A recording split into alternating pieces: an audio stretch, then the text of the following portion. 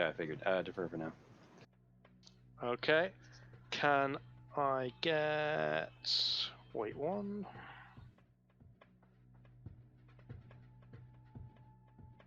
Can I get Scandi Recon on Blue 4, option for leadership?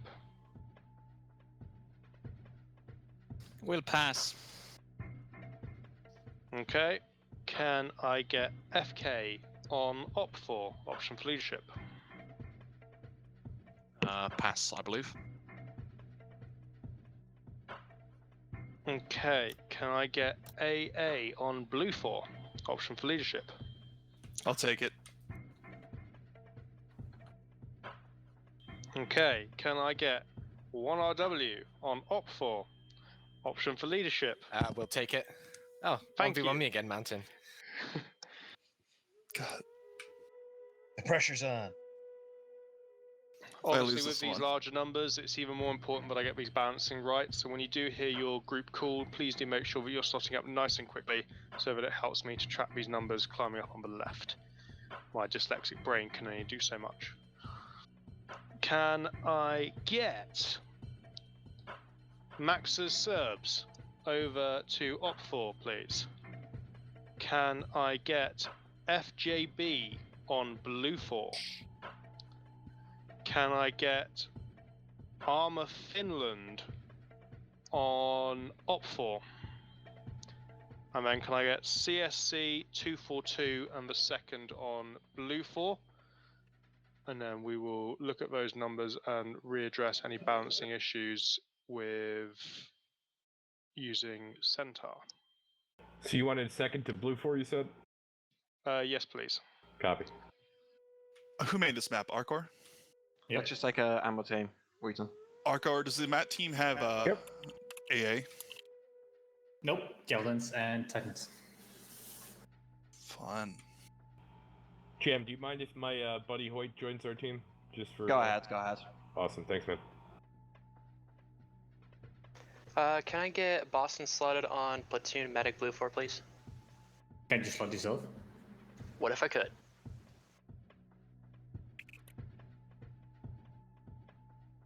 Blue 4, medic, platoon. Yep.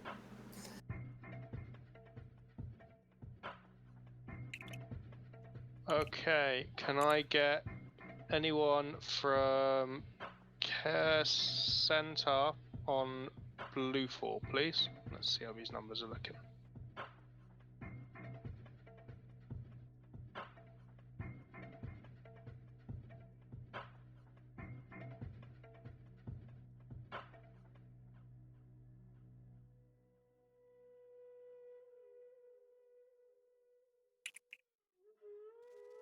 Okay, 29th crew, one of the choppers on up for.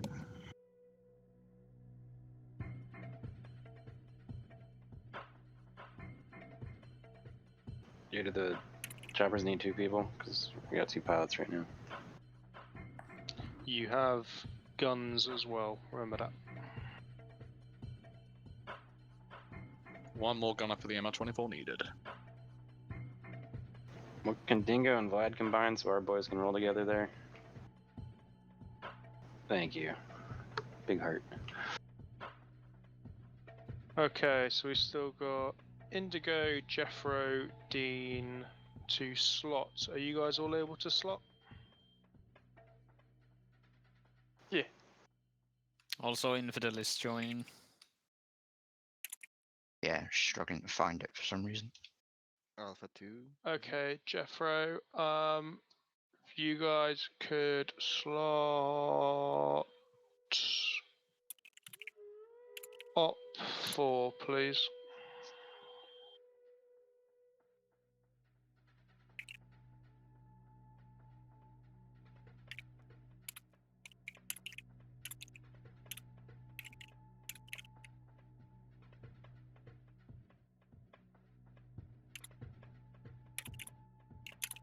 Okay, can we get Pierce? Where do you want Bert slotted to? You could put him down as Echo lead or with Toda in Delta. Okay, which one do you want? Pick one, and We'll put him in Arco, Delta. if you could slot in there, please. Hey, do we have a spot open in Delta 1, or, GM, can we hop down to Delta 2? But you asking me? Negative, I'm sorry. Disregard. No. Right, and Raider, who are you with, my friend, or are you a independent? Here is Raider. Oh, that would be XX. Okay, cool. What team are you guys on? Blue 4. Blue 4. Okay, here's Raider if you want to get slotted over on Blue 4. Already on down blue. Fantastic. Look at that. Everyone's slotted up. Quick question. Okay, who... Yep. Could the people from Bravo 2 join Alpha 2? Op 4. That'll be up to the team leaders when they have the time. Okay, roger. Okay, Mountain, you have 1 minute on the clock. Sort your team.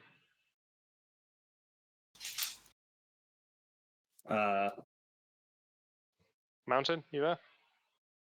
Sorry, wrong button. Bravo 1 needs a TL still. I can do it.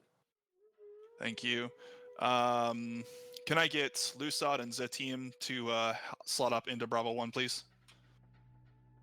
Got it. Try to get one of you on the Alright. medic. I'll start speaking. First off, Admiral, Thank yeah, you. I've recovered. That was a crazy out. They Matt reran team. it, but I didn't want to deal with that. I had enough trippiness for one night. That gave We're me good. some interesting op ideas. Okay, awesome. Pierce, you have 1 minute on the clock. So Blue 4 is gonna Okay. go To be honest, everything full Alpha looks Bravo pretty minus okay. the combat Let me just engineer, Give it a once over. Yeah, we've got planes. 1 MG team, and a full MAC team. Those planes have Helicopters, rather. rotor blades, but Oh, Up man, I'm sorry. I only woke for- up like half an hour ago. It's gonna go Yeah, no, I'm good. for Wreck on the Marksman slot, awesome. Okay. full With Alpha, that, then let's go partial to Bravo. debriefings. Ooh. to make an MG There was team, another guy joined. full Charlie. Anywhere. Maybe we should We start still him have 10 minutes. Actually, we have 20 minutes extra on this map, so. Hey Dingo, you might want to check those numbers again. We're at 3840. So we are. Op 4. Okay. Who's a two-man Got team I've sent two. over to Blue 4? Yeah, they're gonna go full asset Can I here. get second and 242 to jump over to Op 4, please? Let's just take Delta 3.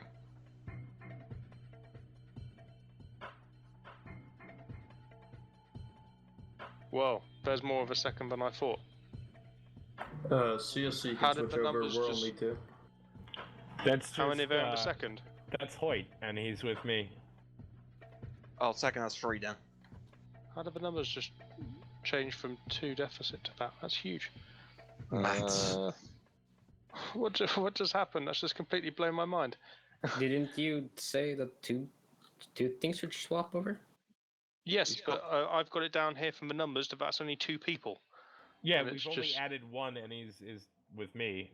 Is that a All right, huge balance problem? just got switched out. Sorry, Well, it's ju- 242 changed to 2 total. Let's Yeah, get it's fine. 242 back to blue and let's go then. Yeah, can 242 go back to blue, please? We're still 35-42 at that point. That should be good. This is Close enough. 20% is 8 Close enough. Right. It's close enough, it'll do. Let's go to briefing. It's at 8 exactly 8 right now, as reloaded.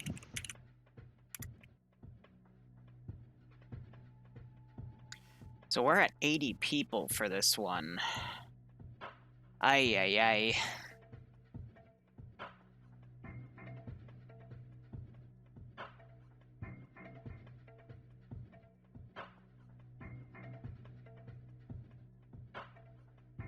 We'll see how things go. Southern Serrani, that's what we did Project 13's test op on.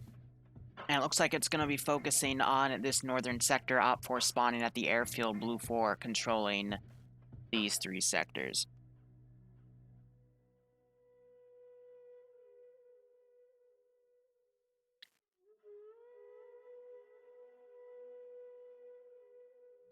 Okay. Arcor. Yeah, that's a what massive is our mission building. brief, good sir? It is attack defense. Sector control, non-sequential. As long as there's still one blue 4 inside the circle, it cannot be captured, so it needs to be cleared before it be capped. And that's pretty much it. Any questions? How much ammo are the helicopters given? Enough. Ah, dang, Olaf. I hope I can see you in NA, though. I know you, Fun. I see you all the time in NA as the lone Other FK guy. than Yes. Do I get floaties? No.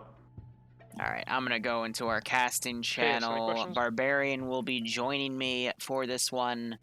But otherwise, a few things to note right off the bat is there's a pretty nice ridge right here Op4 could put people on. We might see those 80s get put on the right, you know, massive BTRs here. I'm also going to be really there curious we to see go. how those 24s come in as well. Liru? Yeah, what up? Goat Team Hi. 6. We are here. How are you doing? Mm-hmm. Oh hey, I am more good. proof money for Liru. Well, you know the saying, can't drink all day if you don't start in the morning, right? No, I don't, but I do now. There you go. How are you? I'm alright. I'm ready to spend 7 or 8 hours shoutcasting PvP and watching people kill each other. You excited to spend that That's time the with me, dream. you mean, right? I didn't know you were going to be here. You told me you were. Never mind. Let's Yeah, not bicker in front of that's fair. everybody. We'll I thought save I'd that solo for this. I after. finally get a break from you. It would have been great, but here we are, Barb. I mean, there's still time. I can still like cut my stream and leave. Like, Oh, that wouldn't be any fun. no. Anyway, Millennium, thanks for the moving on from 21-month this sub. awkward shit. Hope you keep enjoying the ops. So we have Hope slightly you get a kick out of this longer, save PvP. start, so we have some extra time to speak as well. But They got 20 minutes. yeah, an extra 5 minutes. I mean, for an 80-person match, that makes sense. Op4 has a numbers advantage, but they're using that numbers advantage to fully crew their assets. I didn't see any support roles. I only saw like a full Alpha Charlie, and okay, they got one MG team, because you can tell by the black PKP. I know...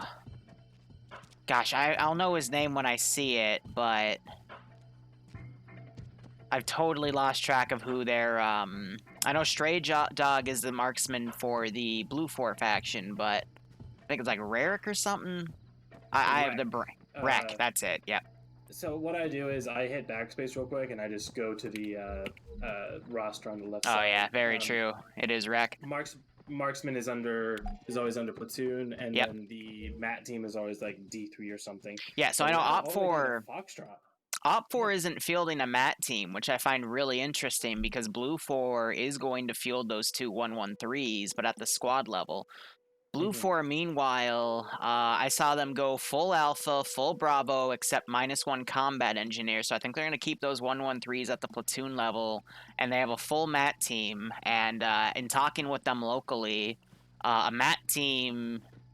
you have one guy with the launcher, and he has a single round for it, and the assistant has an additional round. So I was kind of teasing Blue 4 in chat to see what assets they were going to hit with that mat. Are they going to go for the air support, or are they going to go for the BTRs? On this map, it might be tough. I thought I heard someone say that there were man pads. Someone said yes, but I don't think that's actually the case, so I think people were just trolling.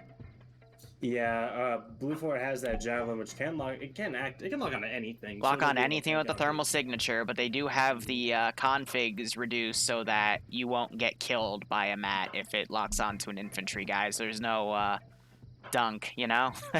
Yeah, no pure dunk. Though that might just be ace fuckery. Because that's something in their config. I actually tore it apart last week and looked at what they changed up. It's pretty interesting. Well, so that's what usually you tear apart me, but okay. What? No. Stop it. Sorry. Bad. Get some help. You are my help. That's unfortunate for me. I don't. Okay. Calm down there, okay? Sorry. Calm down. It's okay. I am going to write you a prescription for your horny, sir, okay? Is the prescription a bat to the face? Yes. Okay, fair enough. Anyway. So, actually going back to this, I think Red Fort has a very Olaf, hope to very, see very you good there positional after the advantage storm because of passes. this There's 80 huge players fucking on ridge this line. server. It's a 20% number advantage to opt It's for. not perfect for And them, this isn't but TSB, there this are is definitely FNF. certain There spots where are they can utilize the a lot of communities that come to this. Up here on the ridge. TSB doesn't have Although an the fog's official really presence, but thick, we they have may not be able to see through that so much. we have Scandi Recon, which but is it does a pretty group that much, plays in TSB. create a land I would say they barrier originated between, in TSB, to be honest. well, it's very distinct, is what I'm trying to say, from the high ground to the low ground. I mean, the fog's going to give Blue 4 a little bit of cover advantage. Also, with their start dome, it does extend to that lighthouse, but I don't see Blue 4 putting anyone up there because that's just too big of a range, and I think it's more of a trap idea. Maybe they're marksmen, but the marksman, Stray Dog, has instead gone to the far right corner up on the hill. That's not a bad call there because it's going to give some good overwatch. Actually, no. What that lighthouse could be for on the northern side, that could be for the Matt team. Yes. Because... yeah. No, like, there's a few decent hiding spots, and the only thing that could really threaten them is a marksman at that range. So if the Matt team were to just sit back there, crank their render distance up, they could snipe either the helicopters or the BTR-80 Alpha. Now, I want to roll this question with you. They have 2 missiles, and there's 2 helicopters and 2 BTR-80s to hit. And since they were in, everyone was in the loadout, not loadout, but the roster, and they know, Blue 4 knows that they're going to be fielding both BTRs and both Mi-24s. So if you were in Blue 4's shoes as the commander, who would you, or what would you prioritize your targets to be, knowing this terrain? Would you aim for the helicopters or the 80s? Well, I do want to say I think they might have 3 missiles because... No, it's 2. It's 2. I confirmed it. But what about Arcor? I believe he's the missile assistant or something. The assistant only gets 1 missile, and the main gunner only gets 1 missile. Oh, he doesn't have one in his bag? Nope. Okay then. Well then, so we have Iceberg. Yeah, go ahead. Well, I was gonna say, like, gut reaction or gut instinct would be the helicopters, but well, no, if you go up to where the helicopters would be, the fog actually gets, like, clearer. I guess there's less fog to see through, or however that works, but yeah, I think I would probably still say the helicopters, though I would... I don't know, that's a tough call, because they have, like, 5 static M2s and then 2 M2s on the 113s. Yep. So those can take care of the BTRs pretty easily, and the BTRs can take care of those pretty easily. So I think that would solve the BTR problem, and yeah, I'd say javelins for the 2 Hinds that they have. Yeah, most people in chat are saying the helicopters. My gut reaction would be helicopters, and after thinking about it for a while, I'd probably still go with that because, I mean, they've got 5 static M2s that can be put anywhere. They've got a lot of interesting defensive not assets, but positions.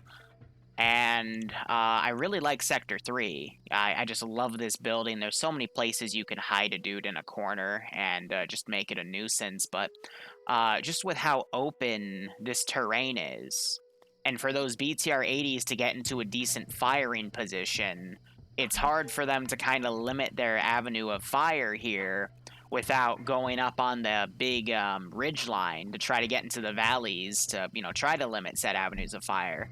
But, if one M2 tucked away could then be, like, moved to the side and then, line it up with a BTR, it's really easy to walk those tracers in on where the BTR is firing from compared to, you in the lowland with, your M2 somewhere in the fog up here.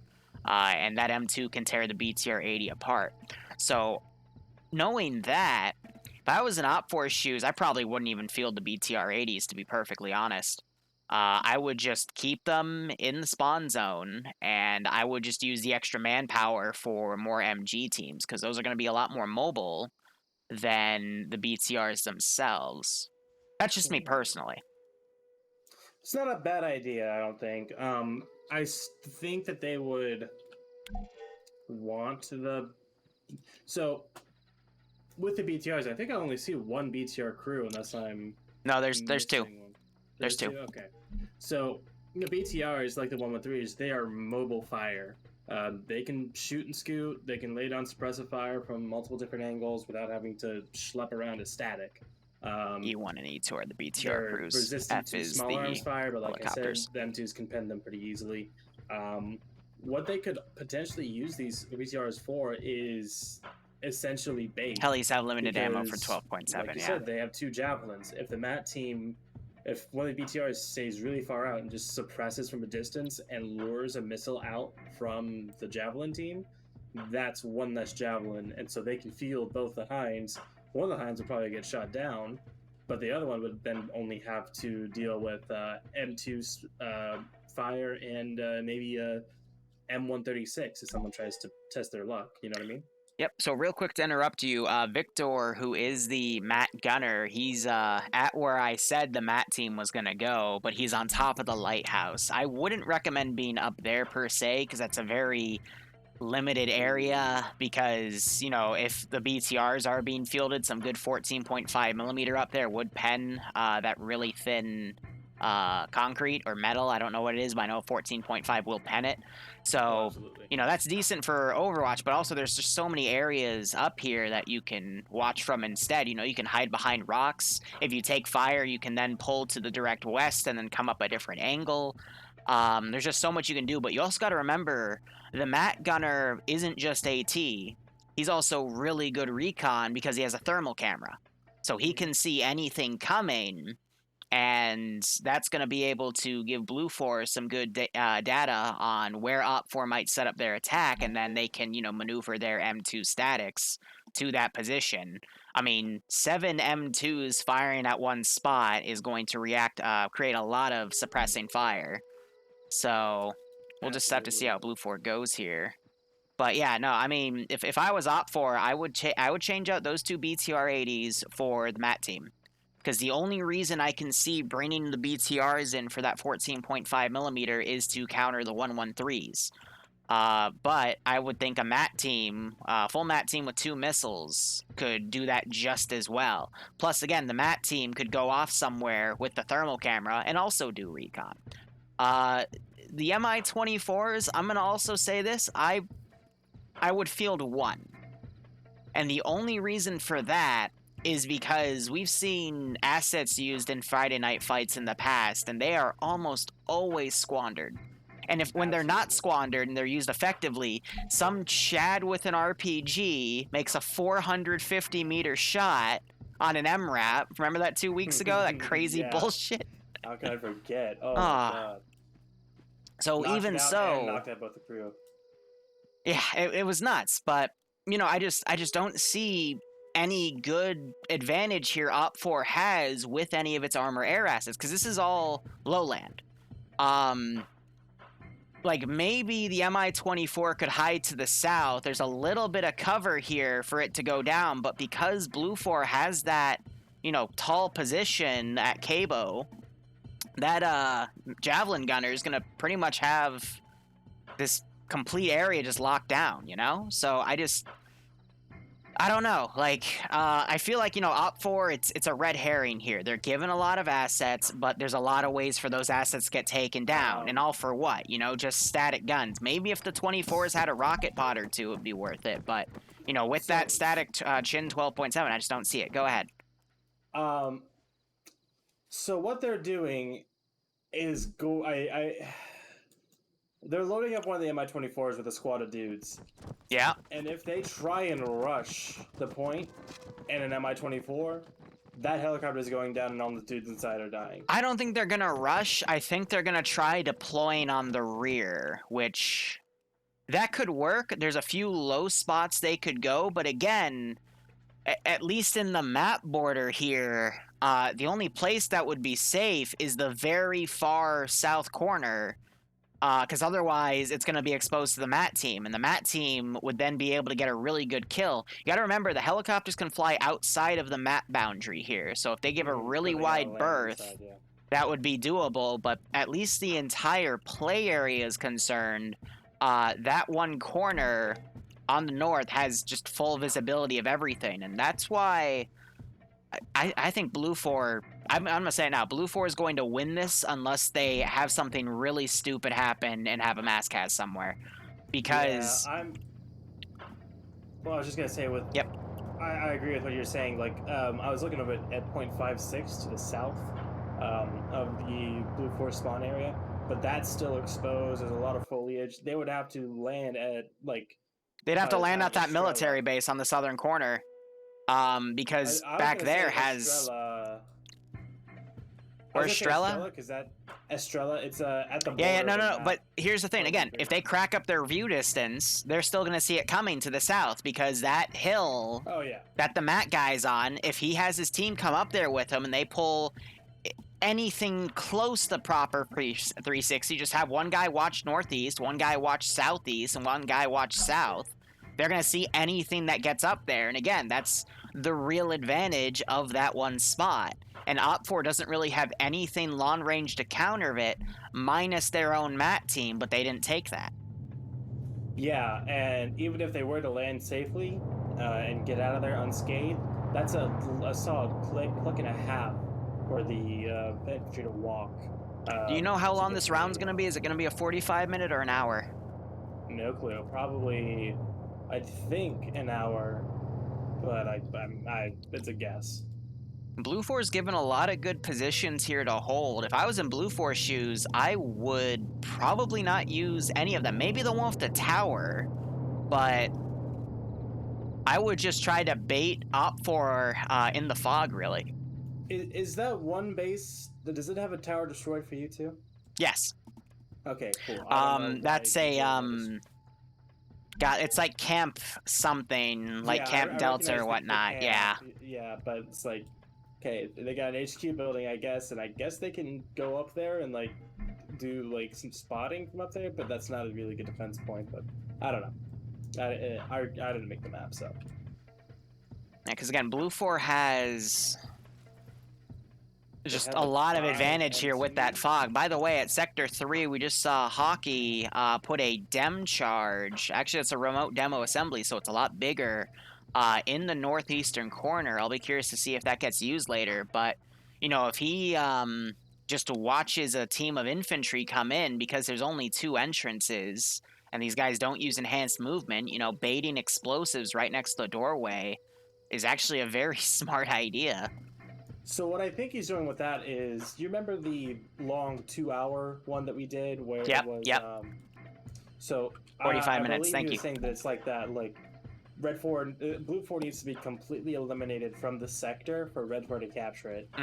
So since Sector 3 that looks like they're not going to try and defend it at all, the Hockey will be waiting for the sector to be captured, detonate it, and then collapse the building, hopefully. That won't collapse the building. These aren't collapsible. And the flaw with that plan is someone just has to walk in the doorway and then it's immediately captured.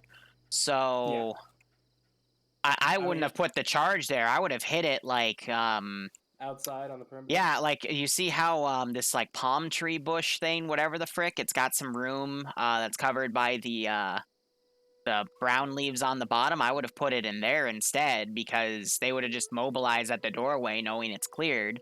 On the back entrance, that's a little trickier. I would have put it under one of the benches right by the entrance. Yeah, that umbrella-like area. So I like the idea, but it's not going to be as effective as he wants. I should say real quick, I saw someone in your chat talk about the objective. It is not. It isn't cap zones in order. They can be captured in any order. Captured in any order at all. As long as one Blue 4 guy's in it, though, it won't be captured. So it's basically sweep and clear. And then Firefighter told me the round is going to be 45 minutes long for this one. Beautiful.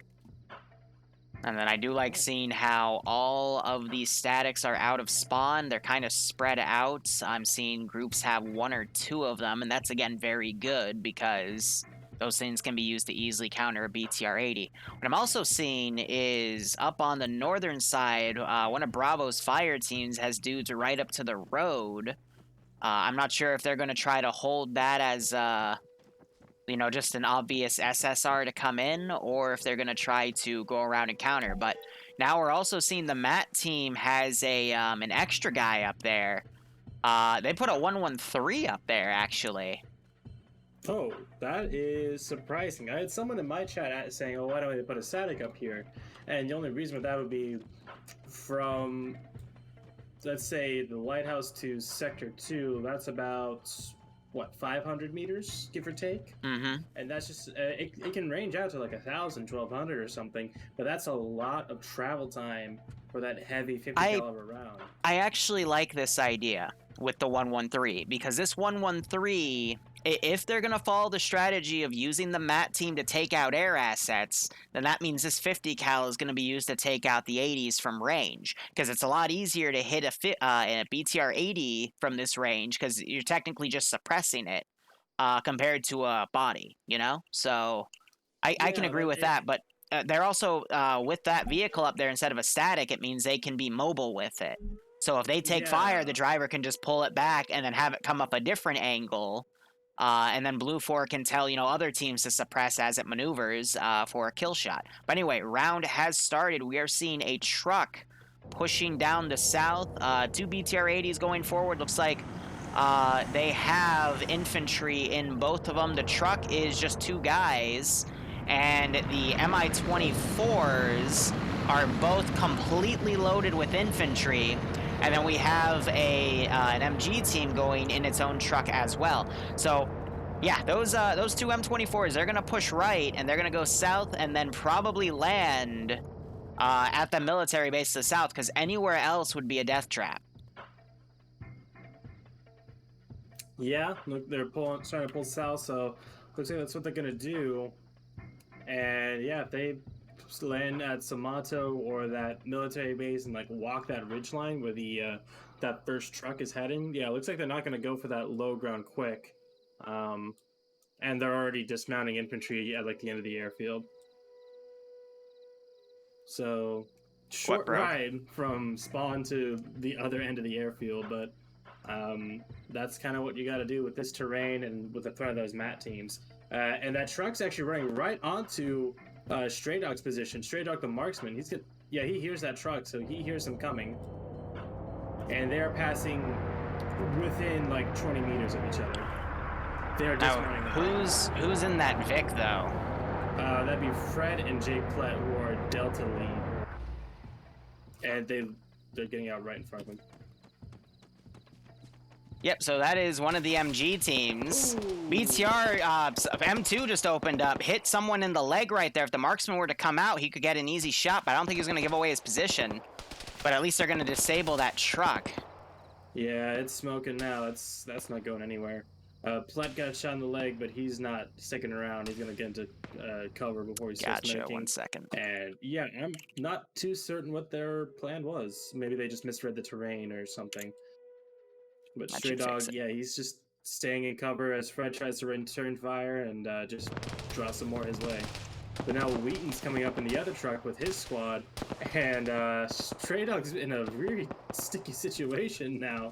Yeah, so it looks like some of Op4 changed up their stuff, because I'm seeing 2 MG teams now. They originally started with some full squads, but I think in that last unit reshuffle to get that finalized number advantage, they went for MG teams instead.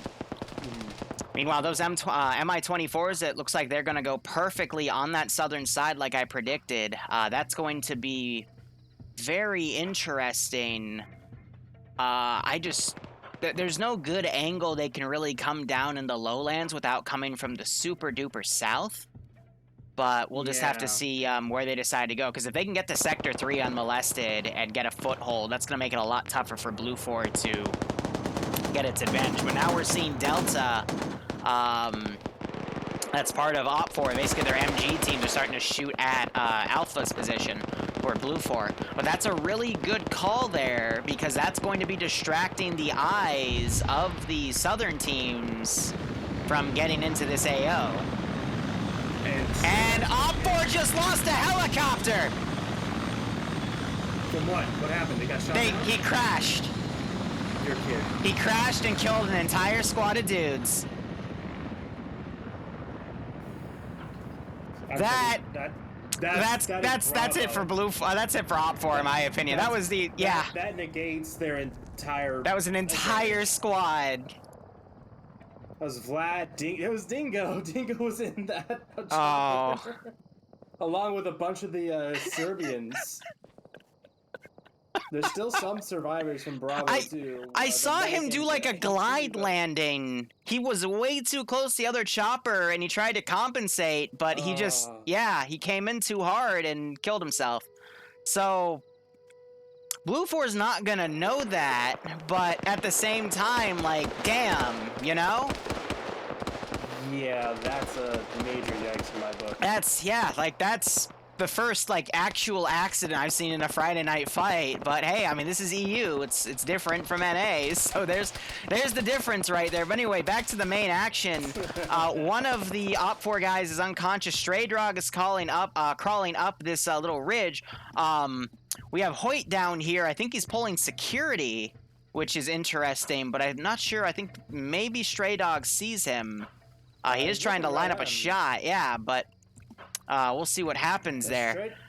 Stray Dog's in a very bad position because his desert Marpat sticks out like a sore thumb. It does against that green bush, so he has to be careful. Op 4, meanwhile, maneuvering a squad and those two BTR-80s down the northern SSR, and then that Op 4 squad, for what it's worth, I mean, they've got a lot of ground to cover, but unfortunately that flank is not going to be as effective as they want because they've lost 50% of their force due to an accident. That's very unfortunate. Like, you know, we laugh about it, but I don't think that was literally Op 4's number advantage, you know? So it's hard to see that now because now the balance has been completely shifted. Now Op 4 has to work a lot harder to even have a chance here. And Alpha just lost their second truck. It's drawing fire and it's smoking now. Yep. So those trucks are very unlikely to cook off to single M2 ammo. But Stray Dog is still crawling up here, being incredibly cautious. And we still have people up on that SSR watching the northern flank. They did put a little fortification down the middle of the road to deny any movement from vehicles. And then you have Bob right here hiding in some bushes, possibly waiting for one of those BTRs to move in. Because this is Charlie and both of the BTRs up here, as well as platoon lead up here on the north. Just the very obvious route, I guess. But that's the thing about the obvious route is that it's, you know, sometimes you don't think they're going to go the obvious way. I mean, remember with that one on Northern Serrani, where the attacking force just walked right through a giant fucking valley that no one was bothering. Oh yeah, that kill zone that no one made, yeah. That was such a waste. But, by the way, that Southern Op 4 team, they're going to hug the side of the map, and they're going to try their best to get into the low grounds immediately. That is a good call, because that's going to help conceal them in the fog as they move up from the southern flank. If this battle continues... Sorry, go ahead. Well, I was just going to say, Stray Dog is making his way up the low ground where he's at, right in between two MG teams, and Toda might see him here. Well, he's well within view, but I don't think he's paying attention. By the way, Op 4 have started firing along the northern flank. Blue 4 is responding with an M2 static. But we'll have to see how that comes in, and their commander... Stray Dog's been spotted. Oh, he's gonna get gunned down by that machine gun. Yeah. Yeah, there he is. I think he's hip fire. I don't think he's ABSing. I don't know. I mean, Foos here, he is, he was, bipoded, so I don't know. But yeah, Stray Dog just attempted to wake up, it failed, but now, Op 4 is gonna get Blue 4's marksman rifle, which in this environment could be very, very helpful here, to pick people off, especially, since he's gonna be tied with the machine gun teams. I know the Op 4 marksman is also somewhere up here. It's Rek. He's moving down the left flank, but if they were to get one of the assistants to the Delta teams to get that marksman rifle, that could really, really help them out. Because at this rate, Blue 4 is going to need every advantage they can get. Also, we're seeing some Op 4 guys firing at the Mat team position on the rear. Honestly, at this range, the muzzle velocity of those bullets isn't going to really do much damage. Also, we're seeing the Mat team kind of highlighting with their thermal cameras and binoculars the Op 4 group to the north. Now, oh yeah, they're all lined up in a little Three Musketeers setup. Oh, and there goes a missile. Yep, so they're gonna burn one on this. That hits the BTR. BTR is now cooking, and it's firing to the left for whatever reason. So, I guess Blue 4's orders are just to shoot at whatever they see first. VODS is still in the BTR. He doesn't feel the flames there. He gets out, but I think he's gonna make it out if he goes prone at least. Yeah, he's far enough. Yeah, he's far. He's really lucky, but. And the second BTR is rolling up right behind it, sticking to the woods now, but I wonder what that other MI-24 is. It's just holding out over by Bonanza and Palazzo, but... It's J for the weapons trace, right? Because I've been hitting that all day and I haven't seen it come up. It's P. Ah, that's why. I'm a dum-dum. I always forget that damn button. There we go. Sorry, guys. It's literally only forget the wrong one. But no, the if BTR, I mean, they're shooting at the mountain now as well, and or where the Mat team is, I should say, because there's someone named Mountain. Yeah. But they're shooting at the Mat team position. So if they can get this other missile used on them. So the BTR, if you are watching tracer lines, if the tracer lines are red, that means the bullet is still going at its quickest muzzle velocity to do the most damage. Then it goes into blue, and then I believe green. Blue means it's reduced, and then green means it's not going to do much to tickle. But yeah, with that other 80 firing up here, the Mat team really needs to make a decision here, because they don't know that Op 4 lost that other helicopter to an oopsie. Right. So they made that shot with the intention of, I guess they're going to have the M2s fire at the helicopters, which I can see why they do that, because the helicopter needs to be stationary to be accurate with those chin guns. Yeah, or at the very least, be on a pretty stable flight path, you know, making a pass on something. We're seeing Skater. Oh, you're right. Yeah, the marksman would have a platoon radio. Get a decent position to watch the southeastern approach. I don't think he took his gun. Nope, he left it. Yeah, this is looking tougher and tougher for Red 4. The southern team is starting to move up in the completely open sandy area. But yeah, like they have no mobility. Both the trucks that Delta, I think, brought, they've been taken out. One of the BTRs is out, one of the MI-24s is out, and they have nothing else here in the AO. They have some other stuff at base. They could ferry some people back to base and get the rest of those trucks, but apart from that, they're going to be walking a long, long way. Nah, so, like, in my opinion, Op 4's Delta teams are in the perfect position to overwatch this AO, because there's no other really good high ground with the exception of Sector 3, but they don't know what's at Sector 3. Blue 4, I think, has everything defensive the way they want it. They've got guys watching south of Sector 1, guys watching north of Sector 2, and they've completely abandoned Sector 3. Op 4 is going to be able to get a strike team to come in and hit Sector 3. That's going to allow the Delta teams to pull in and actually garrison Sector 3 on the rooftop to still give them good overwatch eyes and let them get closer. But then from there, it's going to be very hard to hit Blue 4's positions, just simply because Op 4 doesn't have that numbers advantage anymore. Yeah, side note, did you say earlier that FNF doesn't use enhanced movement? I thought I saw that they didn't have it. Do they? Yeah, because I just saw one of Blue 4 squads hop over a fence. Okay, so that is my bad then. I apologize. That's fine. But yeah, they use that, which opened up a lot of things for them to do, especially now that, I mean, just looking around Sector 2, you can see they barricaded a lot of the entrances. I think I got FNF confused with TMTM. That's my bad. So the northern force has halted except for one guy going down, I guess, to scout out. But I think they're also waiting for the southern Op4 group to get into position. 15 minutes have more or less to lapse, so there's still another 30 minutes here to go for the round. It's still plenty of time for Op4 to make a move, but for now, we're just having long-range skirmishes, and I would assume the marksman for Delta will be trying to get a few licks in. We have Gore's pushing up way on his own. Yeah, he was part of the BTR crew that got shot, destroyed, excuse me. So I guess he's just doing some force recon here.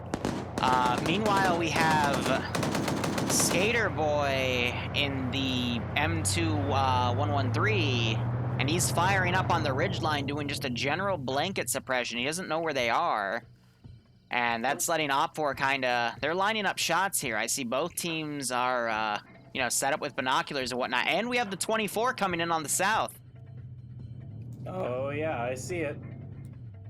They're coming in fast, so it looks like they're going to be trying to do some kind of gun run. So I'm seeing some activity on the Blue 4 Mat team. The M2... Sure. Oh! No, they spotted it with the javelin. That's gonna kill it. I guess they're baiting the other shot. I don't know, but Victor's gonna be able to get the lock here in a second. Got it. The chin turret isn't even looking at the lighthouse. I think they're just baiting the last shot out. I don't know, but yep, there's the rocket. And impact. Gets the tail rotor, and they might be able to auto hover out of there. If they didn't kill the engine, but So I mean, that's at least gonna let the BTR-80 advance with the northern group. Speaking of the northern group, it is doing a large advance here. BTR-80 staying in the back. If they've been counting Mat team shots, they would know that now that Javelin Gunner isn't going to have any ammo left. Oh, and the 24 gets splashed down. That is not returning anytime soon. Well, the crew survived, so they can have a nice little swim, turn into Navy SEALs. Swim. Yeah, it'll work, trust me. I just saw Gord get killed, and now the northern fight is in full swing here. Oh, Jesus, yeah, that's flat ground, not a lot of terrain covering, especially for Red 4.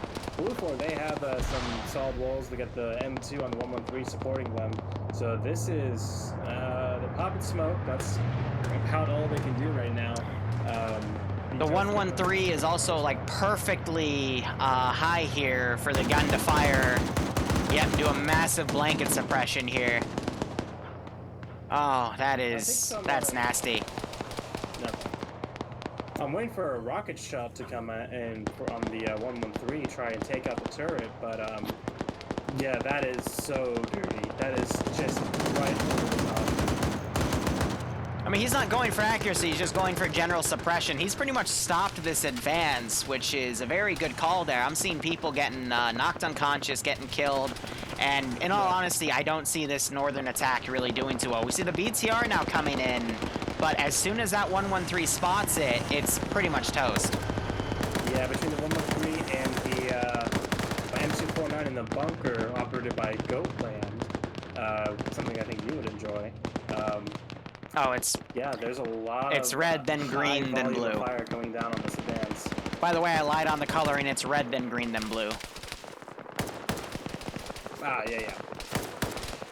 So yeah, Delta's also making a distraction. I think they're just trying to draw aggro away from that one squad to get up into Charlie. I'm not seeing any aggro go onto there. Again, would be so much more effective if that one crash didn't happen, but yeah, they gotta work with what they got. Alpha, meanwhile, we're having more people getting knocked unconscious here. In my opinion, these guys are screwed. Yeah, though there wasn't much that they could do. Yep. Once... I'm still like... I'm questioning why they baited out the shot with the MI-24 and not the other BTR. I guess... Well, I mean, at least here the BTR can help against the machine gunners, but at the same time, if that M2 gets a good line on them, they're pretty much screwed. Not to mention that they still have static M2s as well. Wait. So we have Bob Winchester. He was hiding back here with a 136. And that's probably why they used the Javelin on that air asset, because that 136 just got a beautiful side shot. Bob was hiding in those 2 bushes back there. I saw him testing his 136 earlier, but he got the shot on that BTR-80. And now Op4 has no armor assets left. Oh, dude. And that's what I was saying. Use the BTRs to bait the Javelin. Yeah. I mean, Blue 4 had a M2s plan, though, but they still have 1 helicopter to worry about, but they don't know that it's been shot down. Yeah. And I mean, like, I'm sure that they have some M2s sticking back, or, you know, they still have both the 113s still up. Like, this is a completely failed assault. So we have Delta overwatching Charlie, Delta's overwatching Alpha coming in to take Sector 3. There's still that potential push, but yeah, I mean, this sacrifice play, it's not going to be effective because Alpha just doesn't have the numbers to launch an attack. You got to also consider they're going to be fighting against Blue 4 Alpha, which is for the most part fresh. They've been suppressing and fighting with some of Delta's forces, but I wouldn't expect to have Blue 4 having beyond maybe 1 KIA here. Just because of the range of the fight. Yeah, and with Red 4, I don't believe there's even a chance for them to clutch it, because unlike what we've seen the past couple of weeks, this is not an objective map. This is you take and hold an area. So the fact that all Blue 4 has to do is stay in a circle. They don't have to protect a terminal. They don't have to protect oh my gosh. One person alive. Hey Barb. Yes? If Op 4 gets the time, the pilots are going to the mat position. They will stomp out the Blue 4 mat position. God, they're gonna... They have become the Navy SEAL. That's like 600 meters. See, what Op 4 should have done is they should have just flown right in and gotten too close for that Javelin. And then when they explode, they'll be right on top of the mat team, so the mat team will go down too. But meanwhile, looking back at Op 4's northern flank, I'm seeing at least 5 bodies. And it has just been a slaughter. And I'm not sure if Blue 4 has even taken a single KIA yet, other than Stray Dog. Right. Let's check real quick. I'm checking the roster. I only see Stray Dog as dead. Yep, me too. So. Meanwhile, Op 4 is just... Oh, so many skulls. Alright, there's Sector 3. That charge is out of position, though, so... Yeah, it's not going to be used. Again, if it was put under the bench... Oh, it did bring the building down! Never mind, I lied. I thought you couldn't collapse that building! Oh my god, Liru, how many years have you been a Zeus? Come on. I didn't know you could collapse those. I could have... whatever. Okay, 3 Op 4 guys down. They're going to wake back up, though. Very cheeky play right there. That's also going to deny Delta teams the ability to mount up in that building. And that's, yeah, like they're going to have to get medics up there. Now Alpha knows they're over there, too, so they're going to... Blue 4 Alpha, to clarify. They're going to now set up defensive flanks on the southern spot. We're seeing rounds also getting exchanged. So, yeah, As is saying, absolutely you can, but it takes a lot to do it. They put down 1 demo charge assembly. Wait, look to the south. Bob has run up to this BTR, and a grenade just killed him.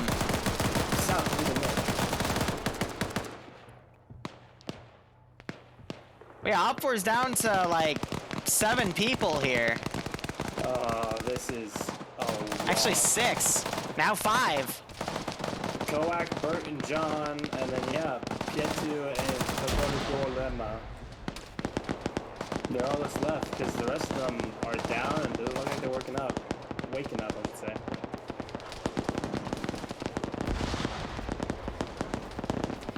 Rest in peace, Bob.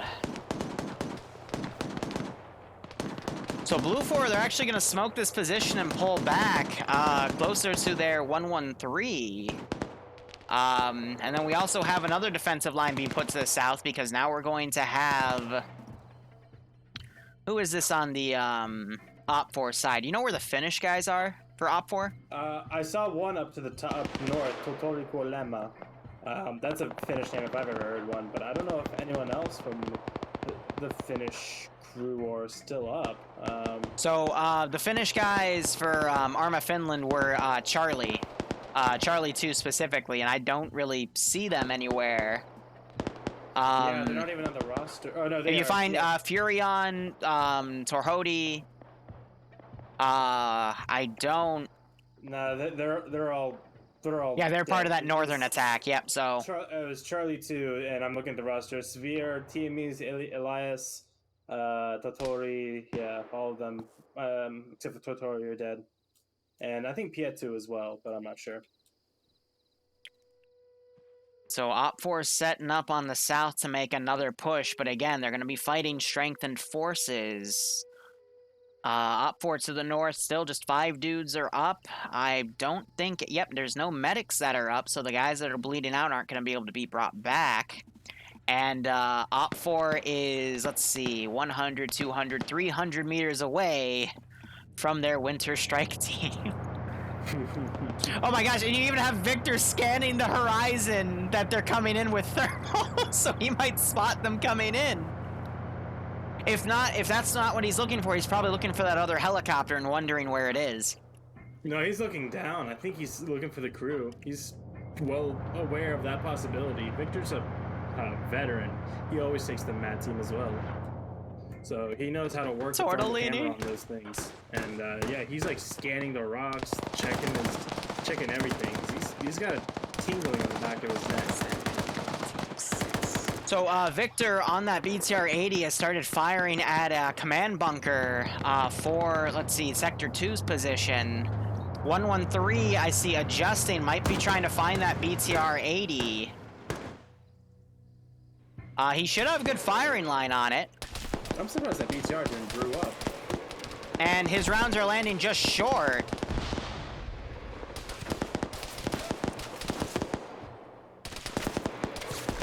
Ooh, just over the head of Skater.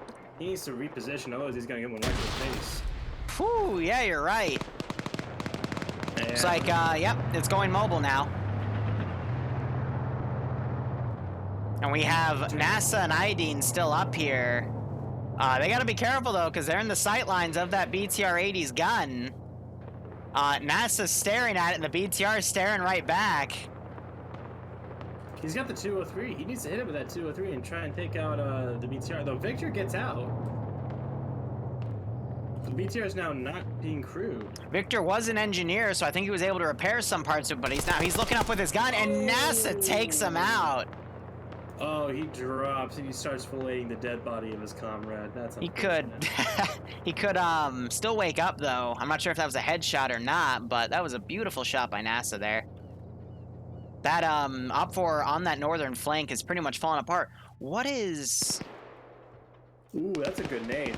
Op 4's making a call here. They're having that southern team push to the middle. Between the two positions. That's very risky because there's not a lot of cover here. I guess because Blue 4 has fortified themselves in these two positions. They're trying to make up for lost time. You also have that 113 pushing to the south now. But they got to be careful because if anyone spots them and they tell the 113s, then that's going to turn into a massive kill zone here. Well, looking at that position from the oh my God, that, Victor!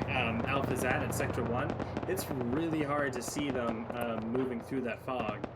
So Delta, although Delta does take a casualty up on top of that ridge. Hey, Victor just shot the two guys swimming. That or they died, I don't know, or they bled out. But he was looking right down at him. I didn't see any shots, so I think they bled out. But wow, like yeah, he knew they were coming. Also, Victor Koak woke back up. He's now in the BTR-80, probably bandaging himself. NASA and Ideen, they don't have any AT, and we're hearing that 113 come back as well. My question is, does Op 4 have any AT? They do. Yeah, they got those RPG-7s with... Yep, John's pulling it out. I want to see this push from Red 4 work, but... Well, let's do a quick head count. They got, it looks like 7 inside the sector itself. The 113 and then 2 more Red 4. nearby, and then another 2. So they have 11 total. So they've had 3 casualties in Bravo. Plus the 113. So by the way, just to keep up with casualties, 3 guys that were part of the Northern Defense Force, that were part of Bravo have gone down, but still, I mean, right now, I would say for every Op 4 guy, there's probably 2 to 3 Blue 4 guys still alive. I'm thinking maybe Op 4 is, I see what they're doing. So they're going to attack Sector 2 from the direct south where there isn't anyone, and they could probably get a surprise jump here, but at the same time, the MAT team... No, the MAT team's distracted. They didn't know that Op 4 drowned. Or ran out of blood, so they're not looking at this position. That's giving Op 4 the opportunity to get right up to this position, and no one in Blue 4 is none the wiser here. They're not even thinking to look right.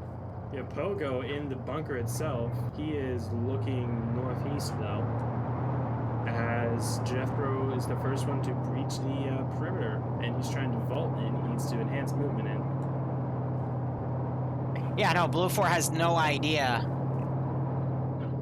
They're dedicating the 113 to pull back. There's another 113 coming up. There's a few guys being left up here, though. Boston and Indigo.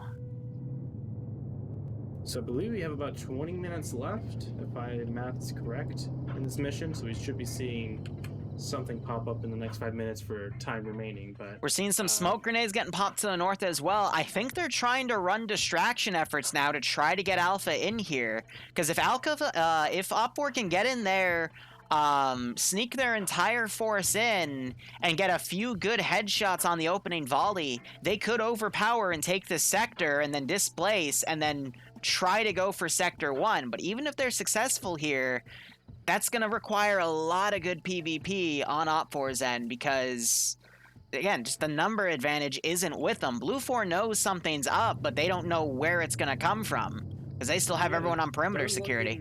In that Sector 2, there's 3 of them just by the Hescos, just kind of looking at each other, talking. Hey, Olaf's coming in. Binocs, but they're not really doing much. More fire goes to the north. Yep, Hippie is shooting at one of the Op 4 guys. Gunfire is going to start pulling Blue 4's attention away. Some of them are going to start looking north-northeast, thinking there's something coming. 113 is also going up. Both 113s are going up. So that's good and bad, because it brings both the 113s towards that Sector 2, but it means that they're going to be looking in that direction and not be prepared for this attack. As Jethro and Sholin start coming in. Oh, there goes Victor. He got shot out of the BTR-80 again, bullet penned, and got him on the gun. Oh, and Bauer spots the attack. Sholin goes down without a fight. And yeah, the jig is up. Lusat eats a grenade, and it rolls right into the face of Jethro. Ooh. Nasty damage. RPG went out on Skater, but I believe it missed. Actually, no, it went on Patriot, went behind him and hit Victor instead. Op 4 got sighted in that attack. They're able to knock out a few Blue 4 guys, but will it be enough? I don't think so. Not with the push from the south of Sector 2 that got caught out of position. Yeah. The push into Sector 2 got caught, before they could even get a shot off. NASA and Iodine are sweeping around the northern perimeter. Just Blue 4 has just too much of a number advantage. Jethro getting a good flank, taking out 2 guys. That is what I'm talking about, good PvP instances. If they can make good trades like that, Op 4 still has a chance. Just heard another RPG get launched. I don't know where it went, though. And Jethro threw a grenade up to try to make sure Carl stayed down, but Carl does wake up. Shayro, meanwhile, is coming on the flank here. Yeah, trying to see if Jethro's going to move. The angle is so tight. Jethro takes some shots from Carl. Yep, and there's good suppression out in the open. Jethro has no choice but to fire back since he's got no cover at that angle. Throws a grenade. Lands it pretty perfectly on... Just about perfect. That was perfect, but Shay moved. A good call. He probably would have killed Charo with that grenade. A lot of bullets just went into Jethro. Some went into Sharo too. No clear winner out of that little firefight there. And Op 4 still has 6 dudes. Yep, 6 total. That are still kind of in reserve as Jethro's taking a lot of the heat. Now we have a 50 cal firing into Jethro. Those bullets are going to be able to pen that structure. And Jethro has no choice but to lay low. Shayro's put a smoke grenade down to conceal him a bit. We also have some Op4 guys on the outskirts that could start being walked in. And then we have the Delta teams. They are garrisoning this tower, and they're fighting with the superior numbers of the southern garrison. Oh, Jethro goes down for the count as well. And just as Hudson and his crew are starting to push in, he's going to find Connor pretty unsuspectingly. Hudson's trying to eat a grenade over that building, but he's taking way too long. The grenade goes far.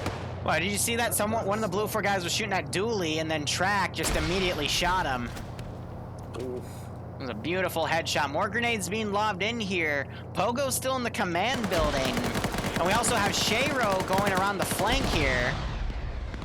Duty also firing into the shack, not realizing it's a cereal box, and he has no way of penning. And then Hudson flanks around and gets Carl through a little, nice little kill hole there. So they're doing some work, and hopefully the 113s should have known by now that something's up, and this force should pull back. Shayro coming around, he got Dooley. Pogo now engaging with the 2 guys on Overwatch for Op4. Blue 4 still doesn't know that this massive attack is going on. They're still trying to see if Op4 is going to come from the north, because Op4 originally started by popping a lot of smokes up there and firing a few shots. But now we have our core coming in with this 113. Now the real question is, does Op4 have any AT? I don't see any. Oh, Hudson has it. So if he can find an angle on that 113, like right now, he needs to pull out that RPG. There it is. And he's got a perfect shot and gets it right on it, knocks both of them out. And then that other 113 is staying back. Yeah, both the driver and gunner are knocked out. I'm not sure if that'll cook off or nope, they died. That was right into the driver's hatch. Penetration absolutely went through the driver and into the gun. That was beautiful. Yeah. Wait, Patriot looks like he survived and popped out. His gunner is dead, though. I saw his head poke through the top hatch. And now he gets gunned down by the 2 surviving members of the northern group. Meanwhile, looking back at the southern attack, one guy was killed trying to run up, but Blue 4 still has such a massive numbers advantage here. And I think another Op 4 guy just got killed because I am not seeing his name come up anymore. Yeah, this is pretty rough for Red 4. I mean, they've done a great job, more than I thought they would with Sector 2 here. Still have a bit of work to do. They got to kill 3 more people, but go ahead. Aydin and NASA pulled back. Hippie is the only guy still up that was part of the original garrison. He gets a kill on an Op 4 guy, though. Gets returned on by a PK, that's a PKP gunner, so this is part of a Delta team. No, that's PKM, never mind, I thought it was all black. So Hippie's trying to maneuver around. Hudson's gonna catch him out of position, though. Oh, shot right in the ass. Yeah, but he's hitting the tree. Hudson, Hippie rolls over. Hudson's gonna immediately peer out again. And Hippie is trying to lock that position down. Hudson needed to reload a mag, and then Page 2, I don't even know how to pronounce his name, gets him from the south. NASA's dead as well. I don't see his name anymore, but Aydin is still up. And you got to give it to Op4 here. They've been able to completely capture this sector. Aydin shooting Page, getting some revenge. Dooley blue on blue to that guy as well, but didn't kill him.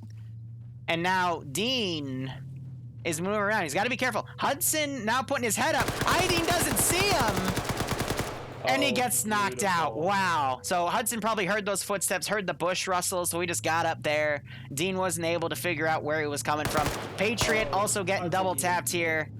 I mean, Op4 still has a chance. They've narrowed the gap there. I'm very surprised that even though they were spotted, they were able to still clear that because Blue 4 still thought there was a double waved attack. Because you got to understand, Blue 4 doesn't know, again, that MI-24 was lost and an entire squad was lost. So they're still playing it extremely cautious, and through that, Op4 has been able to bounce back. Now, let's do a head count here. So we have 2 alive, 3, 4, 5, 6, 7, 8 Op4 guys alive to 4, 8, 9, 10, 11, 12, 13, 14 15 because 2 are in the 113. So pretty much 2-1 for Op4. Actually, I didn't even count the guys on Overwatch. 17 for Blue 4 because they still got 2 on the hill, but they're out of position. So if Op4 can PvP like that again, they could still potentially win this. It's not likely. Yeah. But it could happen. So what you're saying is there's a chance. Yes. Well, there's always a chance, but based on Op4's performance on that northern vector, they did pretty well with that. The issue now, though, is they have to find an angle to come in on this position, but Blue 4 still has good overwatch from the lighthouse. And they're going to be watching to see what Op4 does, and it's just look at the lighthouse and then look at southeast directly on your compass, and then look a little to the east. If Blue 4 were to put a guy to watch that strip of land, they'll know where Op4 is going to go. It's just a massive clearing. Oh, the clearing between Sector 1 and the next tree line? Yeah. Yeah. So, I mean, if you look on the map, it's between 2 yellow strips as well. There's the 15-minute warning, so Op4 has to move quick here, but no, there's just not a lot for them to maneuver with. We still have Blue 4 fighting with some of the surviving members of the Delta team. Their marksman, Rek, is still alive. He could thin out a few Blue 4 guys as well, but that would expose him, and they'd probably get showered. Yeah. But Op4 just doesn't have anything good to maneuver with. Look at Hockey's position. Look at the building that Hockey is in. I'm seeing Op4 take 50 cal out as well. Hockey is... He's in Sector 1. Yeah, he's keyholing with that open window. Again, smart call, but... Look to his left. Look to his left. Oh, and he's got the 50 cal knocked over as well. Yeah. I just thought that was funny as well. So we have Nemesis. He probably hasn't seen much action today. He's going to blindly suppress up there, try to put some pressure on Op4, at least make them respond to what's shooting at him, because those bullets are going to be clicking off nearby. So again, good call there, because what Nemesis is doing is he's putting pressure on Op4. Op4 got a 15-minute warning. Op4 is now under fire. All Blue 4 has to do is wait Op4 out. Also, Plet was caught in the open here and killed, unfortunately. Well, he's unconscious, but I don't think he's going to wake back up. So Rek is the only one up there. Hazard, I think, going for some double taps, but... yeah, Op4 needs to make a call, and they have to do it quickly. Skater Boy pushing up with that 113. Pushing way east with that. That's strange. And he's shooting at the tower, but they're like none of those shots are hitting. So they're going all around the tower, and they're just scaring the hell out of Rek. Yeah. He's going up into the mountains. It's not a bad call, actually, because Blue 4, if we were to look at their eyes...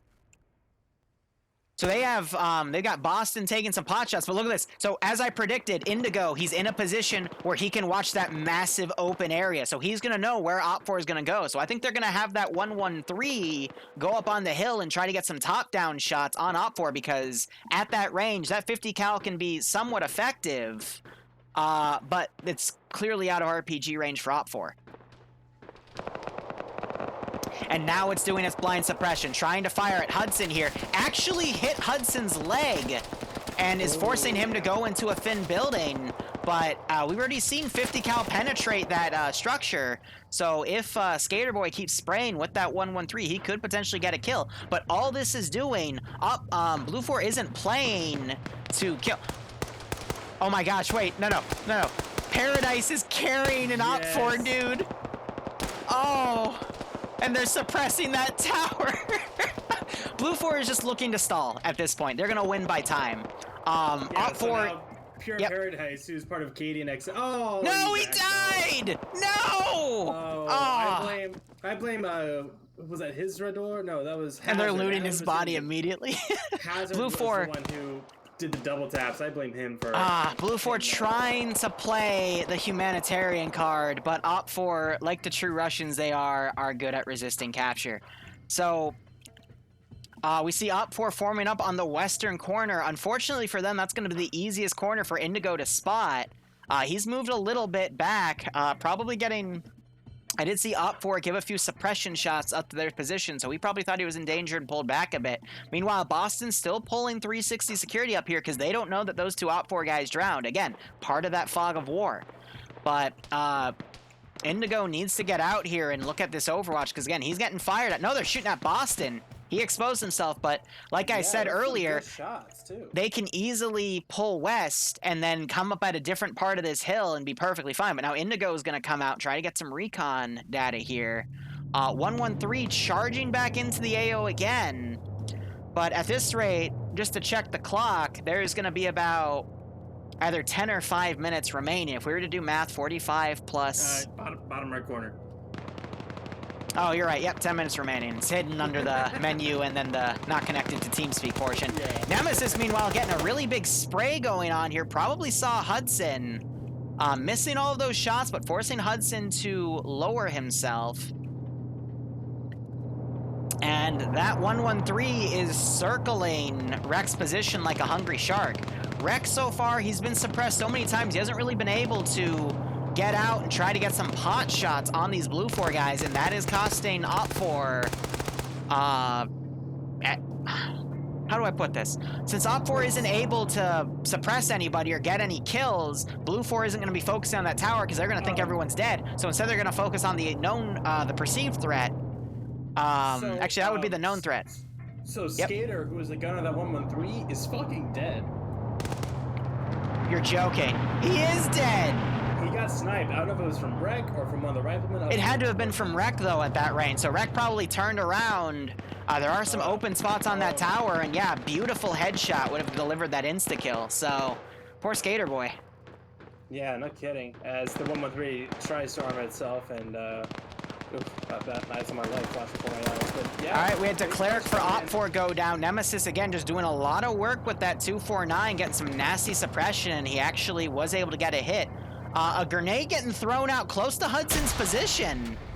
Ooh, I think he got some shrapnel, but, I don't see any bleeding damage. His arm looks busted, but I don't see any blood drops underneath him.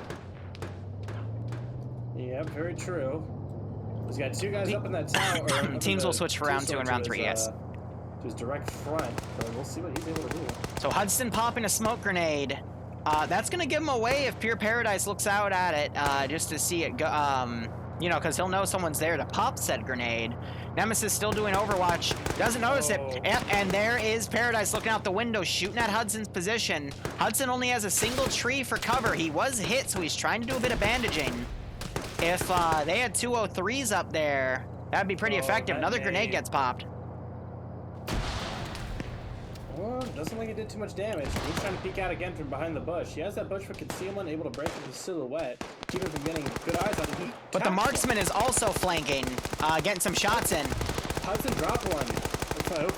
I'm not sure if it was Hudson or Rek that got that kill, though. That's a good point. Yeah. I think it was Rek. That same direction. Yeah, Rek is looking at Bohemia's position, so that might have been him. Yep, so now Rek is getting those thin-out shots. He'll have to be careful, because he has Ziggs now looking up at his position. Rek is using that little keyhole on the rooftop, so he won't be, he's very... Okay, it's a very good idea here, because he's limiting his avenue of fire, just so he can engage those players on this one flank. But people... Hudson gets mowed down by Nemesis. Also, there was someone with Nemesis who went up, but he got shot. I'm willing to bet Rex. Rex probably got him there too. Yeah, so again, Rek doing a good job thinning out numbers. Nemesis getting a good spray down kill on Hudson, but Hudson could potentially wake back up, but he was shot a few times already. So, oh, no, he's taking more shots to the ass. He's not waking up after that. But now Rek has to try to find another place to try to get a decent angle, and he's doing his best here. He's, you know, going through these little slits here. Back up. Hudson, wow. But the problem with this now is the rest of Red 4 is still... Oh, he's not catching that. Yep, Hazard immediately seeing that, pumps in full of lead, and he is down. Op 4 now down to 5 players. Blue 4 up to 2, 3, 4, 5, 6, 7, 8, 9, 10, 12. So 5 to 12 here. Again, well, not counting the 2 on Overwatch, so... 14. Yeah, it's messy. Op 4 just doesn't have a way to come in here, because if they try, Blue 4 is going to know it because they have those dudes on Overwatch. They have him on Overwatch, and they have the perimeter as well. He's but, got like, that Hudson was perfect able to opening get right up there. Toward, like, at Felhammer's building. Like, he got up really close. If he had the support from the rest of those guys, he might have been able to do some more. But, I mean, obviously that's, you know, coulda, shoulda, woulda, you know, speculation. But I don't see a way for Red 4 to win this as we go into less than 6 minutes now.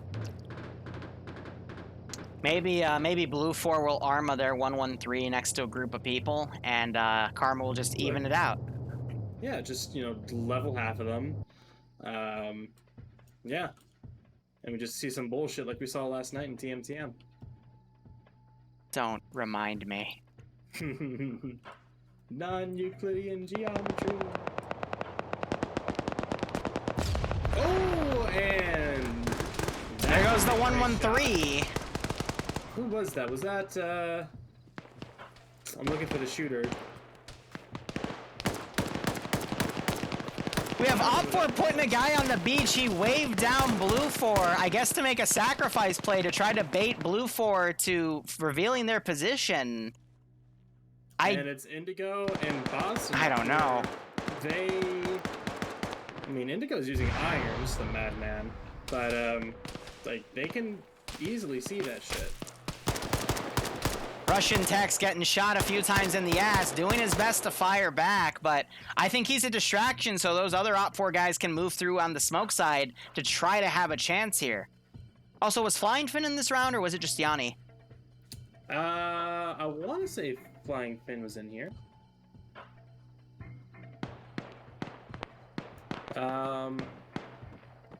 Yeah, he's in here. He's a Scandi Recon. Yeah. Okay, so he got killed off. Oh no, he's back here. Gotcha. So again, they're still pulling some good 360 here. Actually no, Yanni's just waiting in the, excuse me, Flying just waiting in the back. But let's see, we got 4 minutes 7 seconds. Op4 is gonna close the gap, try to get in with some CQC. They still have Russian Tech's guy. He was able to bandage himself up, took 3 shots to the ass. He was able to basically distract Blue 4, at least for their scouting, but it looks like Indigo Fox spotted the Russian Tech's guy again, because he's clearly visible on that beach, and might line up a few more shots. Op4, meanwhile, taking a few shots up at that previous building. Nemesis now responding with some suppressing fire. Managed to, I think, hit the private first, actually they're both private first classes, Triac, I believe. Grenade gets thrown really close, probably just did some shrapnel damage as well.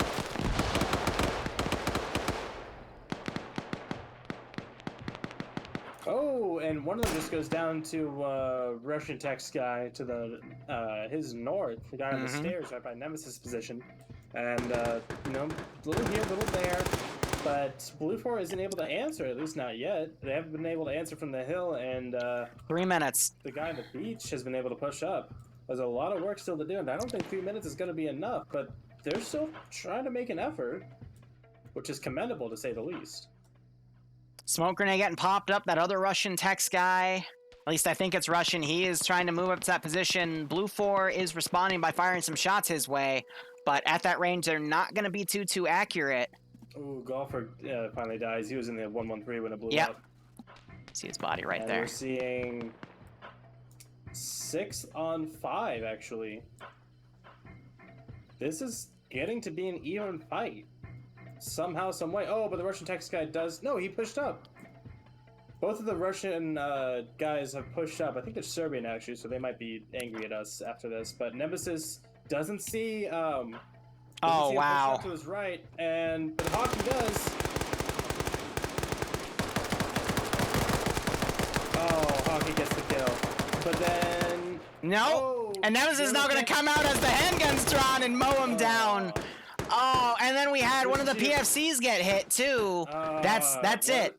That is it. Op4, In one fell swoop, Yeah. all of Op4's chances go down the fucking drain.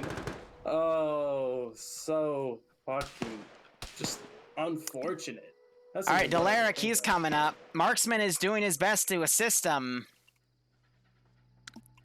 Nutmeg's looting bodies here. I mean, Delaric, he does have a PKM. That's the gun you're gonna want for something like this. But 1 Take minute, 762. 15 seconds remaining. He is now coming into the building. Shoots Nutmeg dead. And sees all the bodies from Rex work. Oof, yeah. Now I wonder, if he gets in the zone in the minute mark, is he going to be able to keep it going? Nutmeg wasn't double tapped. Oh, I thought he woke up for a second, but no, he just went back in unconsciousness. I don't think so, because it's just... even with him... I don't know, but I don't think so. With him in the objective now, I think he's going to have to clear 5 people out in 30 seconds. All right, we've seen crazier things in TSB. Let's see what happens in FNF. The cleric's just slicing the pie, trying to take it as slow as possible. Hold up, Nemesis is running around. Spots deck! Suppresses his route, that pushes deck, forces deck to push back. Yanni moving with them now. Grenades are being popped left and right of the building. One gets caught in that trench though, so it doesn't roll back fast enough. Deck now breaching through that same spot. 8, the shit out of it. 7, 6, 5, 4, 3, 2, 1. And that's GG. Yanni goes up for the fucking post-round kill. Oh, and did Nem just... Nem just killed Yanni, and now he's shooting up at Rek. Oh, maybe Rek got Yanni. No, Nem getting blown away. God, Yanni and Nem were in between each other, and whatchamacallit, Nemesis shot Yanni, so whew. Hey, Liru, before we hop up, I do have to actually leave you for the other 2 rounds because I forgot that I'm doing something with Sparky in about 20 minutes, so that's my fault. Oh, that's okay. I know what you're doing. I turned that one. I said maybe though because of what might happen. Oh God, it's a 3-way again. Oh, it's a 3-way without me. Oh well. Lamau. Had like 10 rounds left. I mean, for all intents and purposes, should we call that one a draw? No. Yep. No. Why? Right. Can I get team leaders to send me their numbers, please? Oh God, it's a 3-way fight. All right, I need to make some adjustments here, so we'll be back in a hot second. Serbs 10. But what'd you guys think of that round? I am going to apparently run some stuff here. Let's see. In the game, for some reason, I had about 1.8 clicks of view, but I had about 500 meters. Yeah, and JPlayer only had about 500. Does anyone know why? There was fog. I guess just didn't render for you. Maybe. Yeah. I mean, I came in and out of a slot because I went from team lead to also rifle to a ammo bag holder. So what happened is I had to turn my brightness and contrast way down to even see past 500 meters. Is Hoyt, are you still AA? No, go for it. No, he's part of that, whatever they're called, Legionnaire's disease, whatever they are. Oof. Wow. F in the chat. F. All right, can I, Armor Finland, are you guys still 10?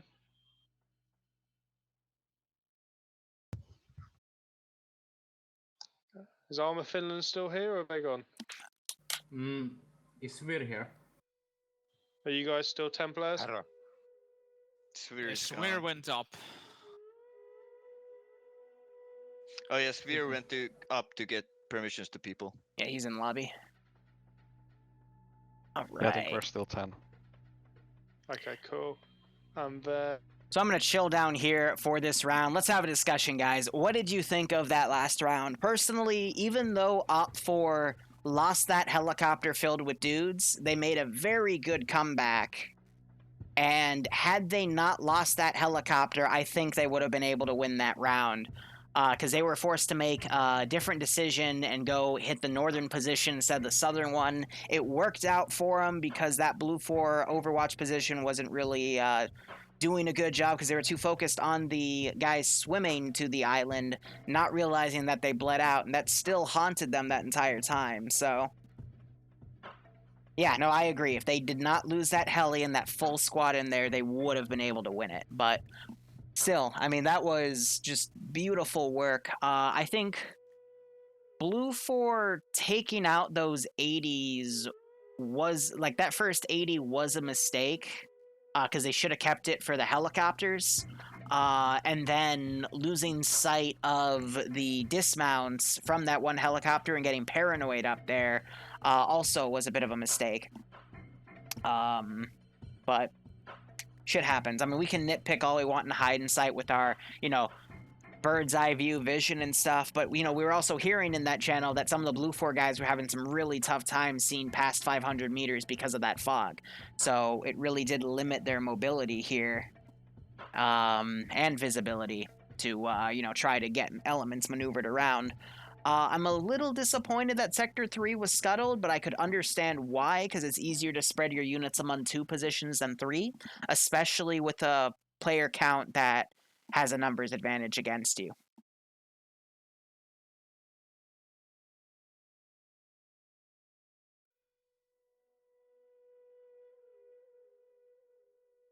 Yeah, I agree. The Blue 4 lighthouse could have been put up at a different spot.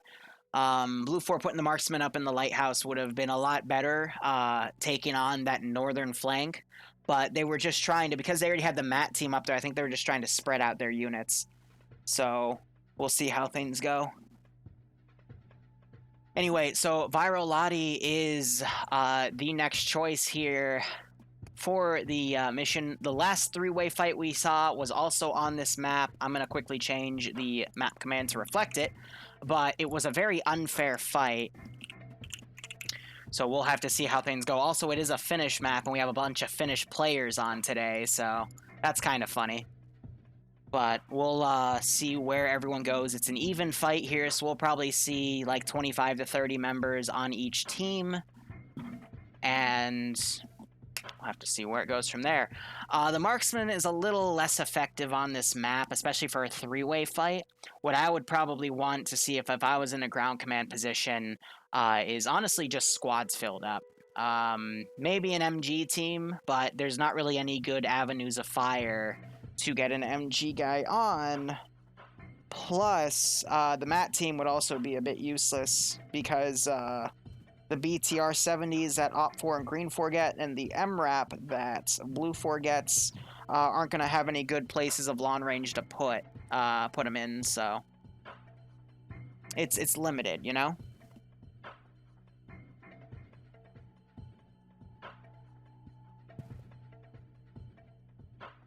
The maker of the map is playing. Alright,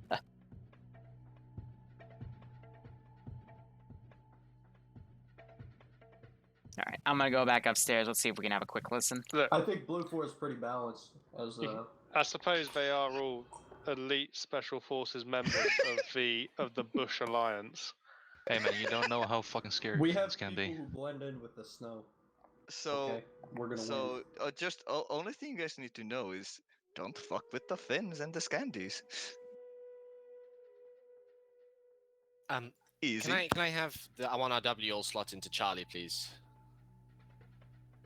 Can I get 242 to jump up to Op 4 from Independent, please? On it. Dingo, I can help out Blue 4 if you need me to. Well, I'm just going to ask if Blue 4 think they can really take on that challenge. I don't think that's not fair. Let's even. They won the previous round.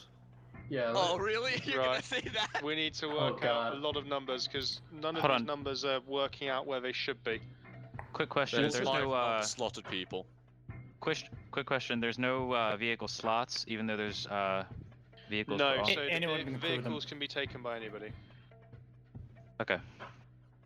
Does Alpha 2 Save all the Finnish guys on Blue so just 4. having 2 people in Alpha 2 and 3 people in Alpha 1. And then Op 4 and Independent are pretty even. Are you talking Blue 4? Yeah, no, Indy. Vlad and Olaf together. Okay, That's darn. funny. Okay, let me try and work out the equation of how to work out how to balance those numbers. But what was the group you there's just gonna be sent to 3 or opt 4 for? man. Couldn't they just go blue? Dingo, if you take 242 and AA and slot them into blue 4, it should even out pretty well. Yeah, right, Iceberg. See you Okay, there. let's do that then. I think Az and 242 Nim are also AA, coming up to slot play into blue 4. NA Friday Night Fight, so. Bye, Wheaton. Doesn't look like I can beat your buddy today. Later, bro. Later, babe.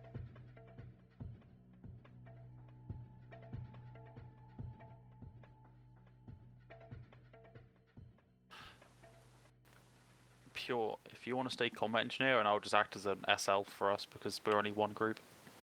Hey, Sver. Okay. We'll just leave team lead. You wanna take Alpha squad lead, and Skandarikan will hop on Alpha 2.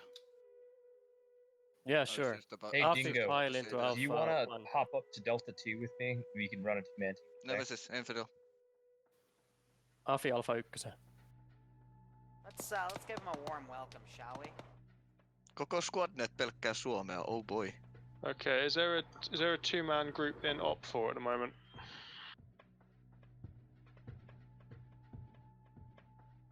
Do we have 2 volunteers from Op 4? Yeah, do we have 2 volunteers from Op 4 to jump up to Blue 4? Op 4 doesn't do volunteers, we're Russian. Well, then tell somebody, then go, let's get it going.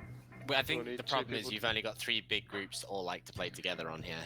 I just jumped over. Okay, so we got 1, so we just need 1 more person to jump across, and then we'll call it 26, 26, 24. What about Harrison? Are you with a group? Yep, he's with us. He's 1RW. For some reason, he doesn't have his tags on, but we'll All get to good. that later. Okay, if no one else Harrison. wants to, I could switch from Indy to Blue 4, but I would, you know.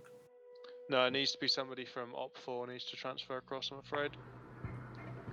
Anki, are you from a group? Yeah, I'll move to Blue 4, sorry. Yeah, there we go. Gores will come up to Blue 4. Boys. No, For the pain, feel the pain, boys! Okay, cool, we've got it. Lovely. Right, let's push to the briefing room. Actually, no, sorry, wait. 1 minute. Squad leaders. Blue 4, whoever's in charge, do your thing. You got 1 minute. We're fine. Cool, Op 4. Op 4 is cool. Cool, independent. Yeah, I'll just be 1 minute. So Alpha looks fine. Bravo, I'm gonna need 1 person from Bravo to move up to Bravo squad lead to command those 2 fire teams. Nice, thank you. And from Delta, Wheaton, could you move up to Delta squad leader rather than team leader, and then you just essentially command all 3 machine guns? Yep. Nice. Yep. In this case, then the machine gunner has to go up to the Delta 1. You can't just have a machine gunner without anything. Okay, yeah, that works. Yeah, they need TLs, is what he's saying. It's fine. It's good. Well, we can just have it. I mean, there's Oh, we're only good? 2. Okay, copy. Yeah, there's only 4 people under them, so they can just be directly under the squad leader for Delta. Yeah, they can. Cool. Okay, let's push. Alright, they're about to push in. Overall, groups look pretty even. There's no vehicle crews. There's no reason to bring any mat, but we'll see on the roster what group takes what. Thank you for being here with me on EU's Friday Night Fight branch. I'm going to now solo shoutcast because Barbarian had to go for the this round and another round. He's going to go play a Sparky mission, which we played a few weeks ago. I'm sitting it out because I want to cover these ops. So hopefully he will have a good time in that operation, and we'll have to see how this operation goes. What scared me with the last 3-way PvP fight was how unbalanced the starts were. Hopefully it won't be the case with this operation. I'm hoping it's not the same operation either, but only time would tell. This is round 2 of EU, and then NA will start in another 3 hours, give or take. 3-way factory. Let's just wait for the others to kill each other. Because you got to remember, this is one life, so if one of the three groups doesn't get molested and the other two kill each other, that group is bound to win. So it's going to go for the factory complex towards the center of the map. Every group has an MSR to get in on. Interesting. Okay. And all of these factory buildings are enterable. Alright, I'm liking this. I'm liking the balance here. The only thing that's a little janky is Blue 4 they don't have a direct route, so in these turns they're going to lose a little bit of speed. I would have liked to see maybe this objective be put a little further down south to kind of assist with them, but otherwise this looks pretty even. I guess the balance here is that Green 4 and Op 4 are poised to start shooting at each other to the north, but because these positions are close together, Blue 4 will have to encroach in. So, let's see. Op 4 could easily make a left turn a right turn on this position right here and deploy its units, but let's look at the actual factory complexes here. So this one isn't enterable. Neither of these buildings are per se. There's a few little sections that can be done, but otherwise it's more so a set piece. So that's why there are these classic bunkers in here to kind of give it that area here. And then this is two large sheds stacked together. These are both fully enterable. They also have a little alleyway right here and a way for them to connect and move in. So these high rafters can provide some really good scouting information in a full 360, but it's very, very open up there. And it is very easy to penetrate this sheet metal to score hits. And then we have Charlie here. Now, this building right here, these wrecks aren't part of the map, so these have been added to give it a little bit of ambience, but this building is fully enterable.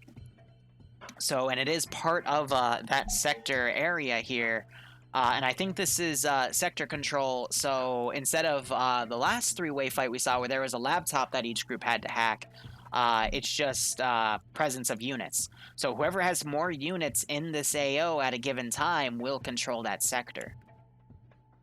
Now, let's look at the... Actually, we'll start with Blue 4 since they're at the top of the roster. Yeah, so it's pretty much a mini One Life King of the Hill. That's a good way to put it, Sev. Blue 4 has 3 machine gun teams and a full alpha squad. They also have Victor here. He is equipped with the marksman rifle. So that is good. And then they also have the MRAP right here. The MRAP is going to be the best vehicle out of the 3 factions because the other 2 were given BTR 70s. This thing's going to be a lot more mobile than the BTRs, but it won't be able to carry as much people, forcing Blue 4 to rely on one of those trucks. Plus, I mean, the BTR turret compared to this, he's going to have more visibility, excuse me, but the BTR turrets are going to be a lot more protected. Plus, you know, 50 cal versus 14.5 millimeter. It's trade-offs here. Plus, they also get the 7.62. So, you know, while one gun's reloading, they can switch to the other gun. So, plus advantages and disadvantages for both sides. But let's look at Op 4. Op 4 has a full platoon HQ. They also have a second in command. They've got a marksman loaded for Kulik Slayer here. And they've got Alpha in 2 fire teams, Bravo in a fire team and a squad lead, and then Charlie, and then a single Delta machine gun team. So their units are a bit more spread out compared to Alpha's, who just has a strong centralized group, and then out of Alpha, and then, you know, the 3 machine gun teams. These guys are planning probably to split their forces out more mobile-wise, while Alpha's probably going to, for Blue 4, hunker down the Alpha position and then wait for Green 4 and Red 4 to duke it out. So Op 4 has a lot more spread out units, so they might try to reach out after trying to take Bravo to Charlie and Alpha respectively.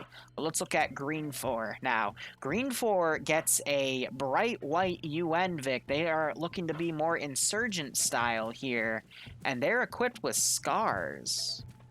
Interesting. We're seeing some I think that's the marksman actually.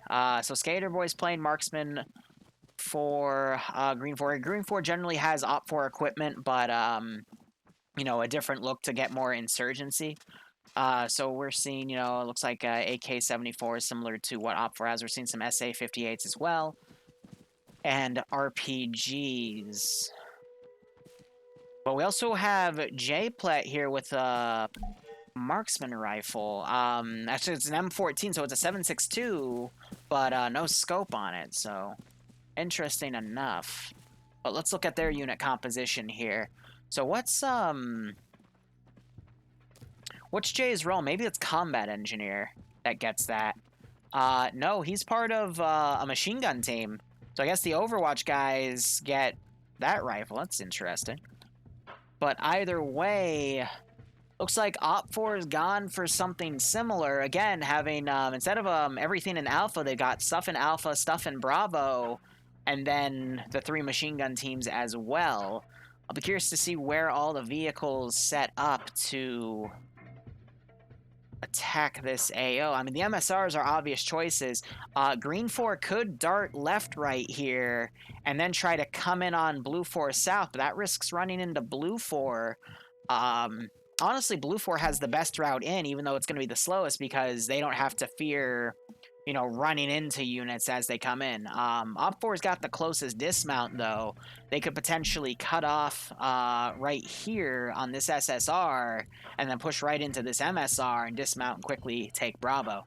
So I'm going to be curious to see which groups play it cautiously and which groups try to rush, because if Red 4 and Green 4 try to rush down the MSR, they're going to run into each other, whereas Blue 4 can afford to rush into Alpha and probably won't get engaged. But these objectives are very close together, so it's a 3-way fight. Count to 100 tickets for points, but I'll be curious to see what happens if one group gets wiped.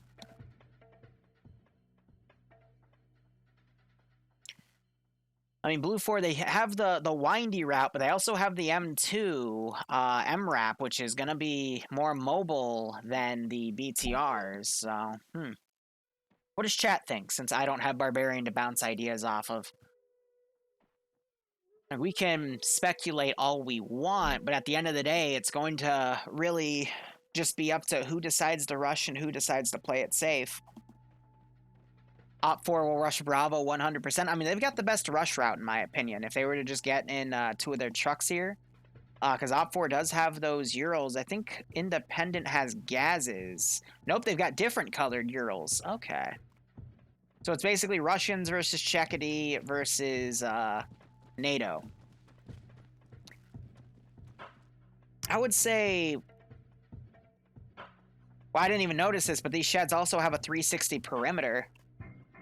That's gonna be a lot better. And then they've also got access to these high rises and stuff, but if you get caught on your flank, you're dead. I mean, then we have this building, which is fully enterable. That would be a nice Overwatch spot to cover the right flank. But Blue 4, honestly, they could just garrison this entire position and then starve it out, because all of these positions are within like 100 meters of each other for short-range firefights. So I'd love to see OPFOR come in and take Bravo, Green 4 takes Charlie, Alpha takes Alpha, or Blue 4 takes Alpha, excuse me, and then they just have an extended long-range firefight. But this could easily turn into a stalemate if all 3 factions charge in, so I don't know. I do know this, though. If one group rushes and the other 2 stay defensive, then that group that rushes is going to have the advantage, because all they would have to do is take 2 points, milk some points out of that, and then fall back and defend one position, the one that, would be closest to them, and then from there they can, wait it out as the other 2 factions fight. I don't know. It's a tough call. But either way, I'm just looking at the MSRs, and those BTR-80s, they do not do off-road really well. And even then, I mean, these positions, I guess Bravo's right here doesn't really have good Overwatch on that northern target. Actually, there is a bunker right here that has decent Overwatch on the northern side. This one, they also added this tower right here. They have a crashed. So that's why they can't rush right into each other. There's a C-130 down, but they don't know that. Only the map maker would know that, but I've heard he is playing, so there might be a little bit of map knowledge right there. Also, a little extra wall was put in right here to give some more cover to this position. They added a lot of stuff in here to try to prevent it from being super open, which I can respect. A lot of hidey holes here, but in terms of defensibility, there actually isn't that much, because these towers are pretty obvious, but there's no, like, good high-rises here that can work. And then you got this office building in the middle that could be pretty nasty. But this one as well, I mean, they got some good perimeter stuff with these bunkers. But either way, I mean, there are some, like, this right here is a good spot to watch the rear. I mean, really, Alpha has the best high ground positions, but they're also the most open. And then no one can go in and fortify anything because it's not a defense mission. So they'll have to rely on entrenching tools.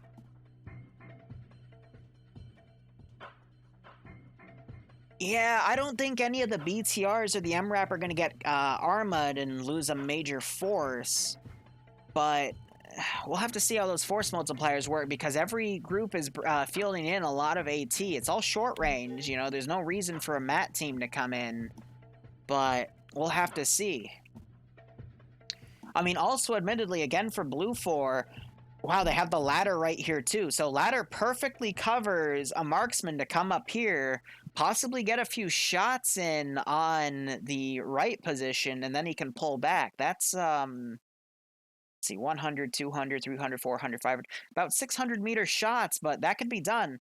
Also, these big domes you can run up on, a little exposed by the tower, but Blue 4 Marksman does have a lot of room to maneuver around here before they get into the areas, whereas the other two factions, Marksmans, aren't going to really have a lot of angles here for high ground, unless they want to come into those defensive AOs themselves. So Blue 4 getting some decent advantages here. It's just they're going to be a bit slower to get to the positions, which isn't necessarily a bad thing, but again, we'll have to see. 4 minutes remain.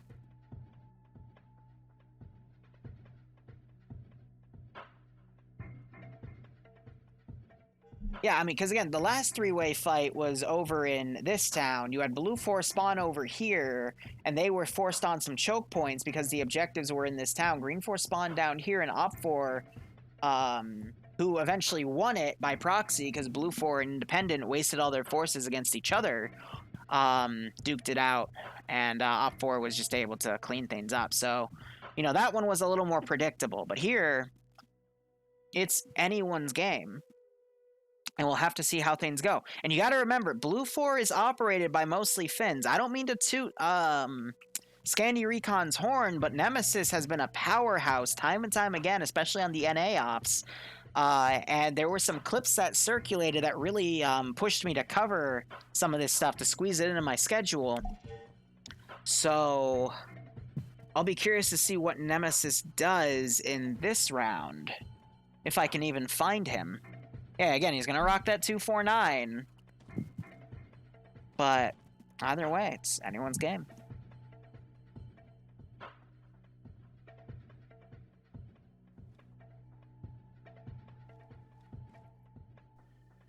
Yeah, normally these thick forests would be really good to move up on positions. We see that time and time again in other Friday night fight matches, but this one, I mean, the objectives are just so close to each other.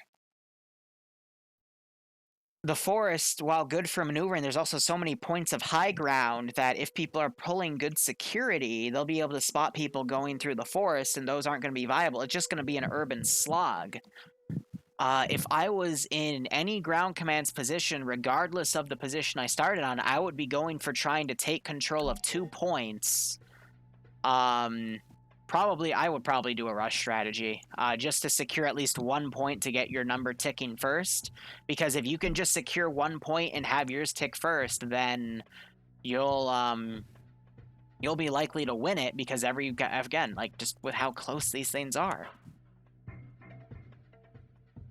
What's going to be interesting, though, is if one group goes completely out of the norm and decides to flank a different group's spot, because they're going to practically seal the coffin for both of those groups, and then the third group, who's just, you know, neutral, is going to be able to win it just by purely having all of their guys still alive, similar to what happened in the other three-way fight we saw earlier with Op4. We'll have to see how things go. Either way, if you guys have any predictions, feel free to give them, but this is still like an 80-person operation. 1 minute remains. And I'm going to go ahead and hit the P key so we can all track tracers. Otherwise, let's quickly look around, see what Op4 is doing. They're mounted in 2 Vics, and it looks like the rest are getting into a BTR, so spreading their forces out evenly. That's pretty nice. Green 4, meanwhile, they're putting a lot of dudes in a truck and a Vic, and then we're seeing Ground Command getting in here, and Skater Boy getting in a truck of his own as well. And then Blue 4 is mounted up in the MRAP. They're keeping lightly crewed, though, and a lot of their forces are spread out amongst a lot of Vics. So Blue 4 is going to go for a lot of different vectors of attack here. Op 4 is going to keep it pretty uniformed, and then Green 4 also uniform, but with a few extra guys to hang out. So, you know, full group strategy. Green 4 with that semi-group strategy, and then Blue 4 just all over the place. But Op 4 already pulling a curveball here. They're going to rush a group probably to try to take Alpha's position and to deal with Blue 4. Meanwhile, Green 4 is going to stay uniformed, and Blue 4 is also going to stay uniformed. So right off the bat, Green 4 is probably, you know, more likely to win simply because Op 4 is going to send a group down to deal with Blue 4. They're going to kill each other, and that's going to keep Green 4's numbers high. But otherwise, we're seeing trucks rush out ahead. Red 4 has a slight advantage here to Green 4. And the BTR is staying back in reserve. I don't know if he just made the wrong turn or something. But it looks like Op 4, they're not going to do a rush. They're going to do a hard dismount and walk it in. Is Green 4 going to rush all the way? Blue 4 also doing its rush. These guys might run into each other, but I mean, Green 4 is probably going to dismount, take Charlie. Blue 4 is going to dismount, take Alpha, but Blue 4 has a lot of units here, so if they just charge right in, they should be able to do it. And meanwhile, Victor, who is the marksman, as I predicted, he's going to go up here and try to get some good overwatch. Again, figured as much, because that's going to give him some decent eyes on these towers that Op 4 is going to go and try to rush in on. Meanwhile, Blue 4 rushing some guys over. This appears to be a machine gun team because they got the 240 Bravo. And they're going to charge in and take that position. Meanwhile, these guys dismounting on the left, not doing a full rush. Op 4 is going to get that full rush in. Full force comes in, and they're going to be able to take this sector. That's going to alert Blue 4 and Op 4 that Green 4 has already made it. They've really committed here. And we have Skater Boy up here. I believe he's the marksman. Yep, he's going to try to probably do some harassment on Red 4. Red 4 playing the super duper cautious, though. They've also dismounted like a click away.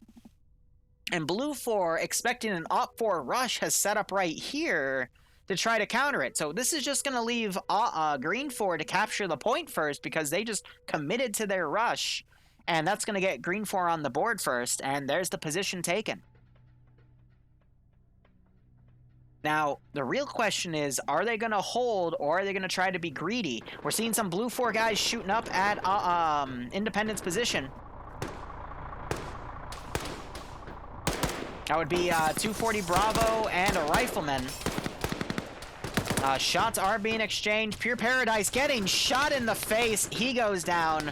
First blood going to Blue 4 there. He got keyholed through that little slit right there in the wall, and that is unfortunate. Meanwhile, these guys getting up in this tower, they're going to fire over at the open windows on this little watchtower here. Or not watchtower, but this little guardhouse, excuse me. Independent is in the watchtower. They get a grenadier round. I think it hit the wall right there. Blue 4 is going to try to pull back instead, but that's an open position here, and these two guys are pretty much boxed in. Meanwhile, Blue 4 still setting up guys on the left here. And we have Independence BTR pushed up. He just ran over his buddy, though. I don't see any blood, though. Okay, that's good. But they're going to cut off Op4's push into this position. Now, the question is, does Red 4 have any AT to deal with this? It doesn't look like it. So Independent has a little advantage here with that BTR. He's got to be careful, though, because he pushes. Pure Paradise quitting out because he got killed too early on. That's got to suck for him, man. I'd hate to be in his shoes, but yeah, Red 4, they've got this Vic right here, but I'm not seeing any AT that can take care of it. And now he's going to fire on and try to shoot at whoever he can. RPG goes over. This Independent Vic not really reacting. GP25 coming in. He's going to react to that. Another RPG comes in. It is short. Oh, gosh. Hudson, it is not his day. He is now getting suppressed by that BTR-80, probably out of AT. Might have one more round. That GP25 is being more effective, but it's not going to do much to that vehicle. You're also having a machine gun from back here suppressing all the way over at those two Op4 guys. And this is just stalling Op4 from taking their position and getting on the board. But two Op4 guys, T5 Bay and Dooley, have made it in. Winchester, unfortunately, probably went down. He, by those two guys, wakes back up, though. And this BTR is pushing in and just causing a massive stalling of Op4. And then you have Blue 4 slowly pushing up here, making this defensive line. Op4 is just, they're going to get boxed out completely. And this is probably going to turn into a fight between Blue 4 and Independent. So this is a really good example of why I said you probably don't want to play it cautious here, because Op4 is just going to get completely caught out of position here. And they're getting mowed down by this BTR. Really crazy how this rush play is working here. Independent just showing that they are really committed to this. But meanwhile, you're having another force of Independent coming around the left flank, and a Delta MG team, Platoon HQ, and a Marksman are going to be over here to try to counter him. That Marksman is going to have a really good job of, you know, taking out what it can see, and that machine gun's going to keep them lowered here. But this BTR has to be careful. Again, that asset's playing it super balls to the wall. I'm not seeing... Oh, there is some AT on Harrison over here. And the Op4 BTR also pulling out. But this BTR not even noticing that it's out. And we might see that 14.5mm tear into this BTR. They're now pulling back. That gun is adjusting. Oh, near miss by that RPG. And both BTRs are now duking it out. So who's going to get the lucky penetration kill? And now you also have Independent suppressing their own BTR. Tracers are going everywhere here.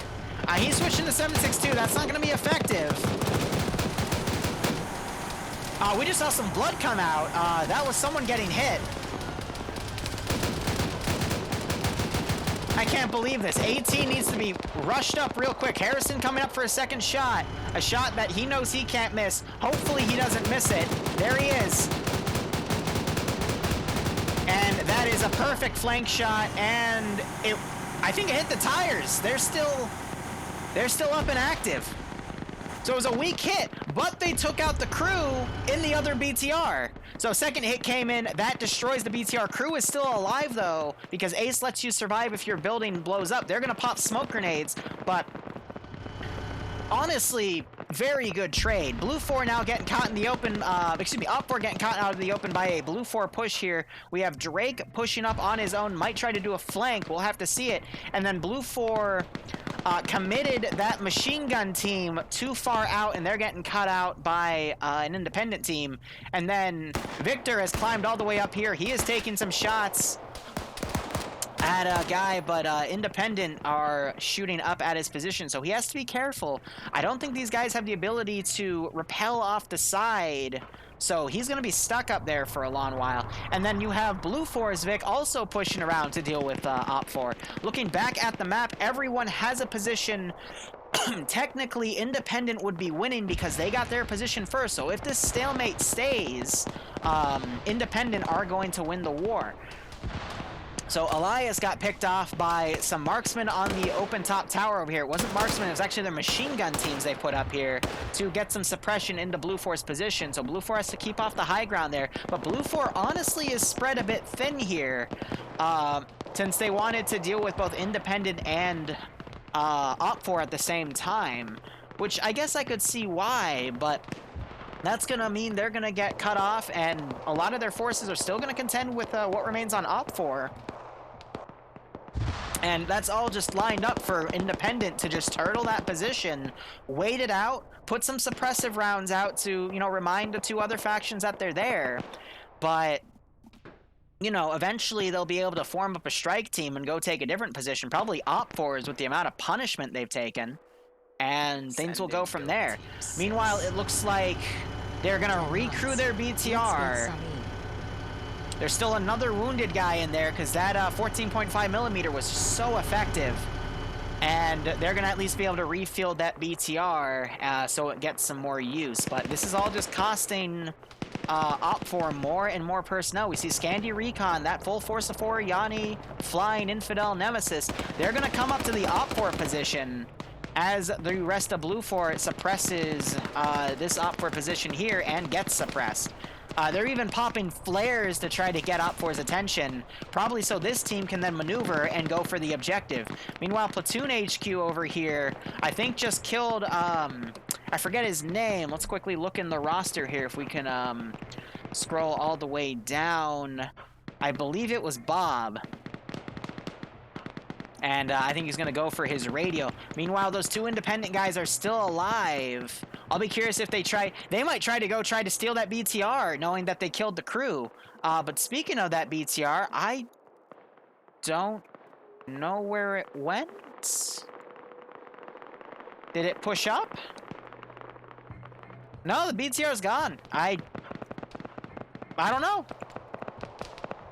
Okay, that was weird.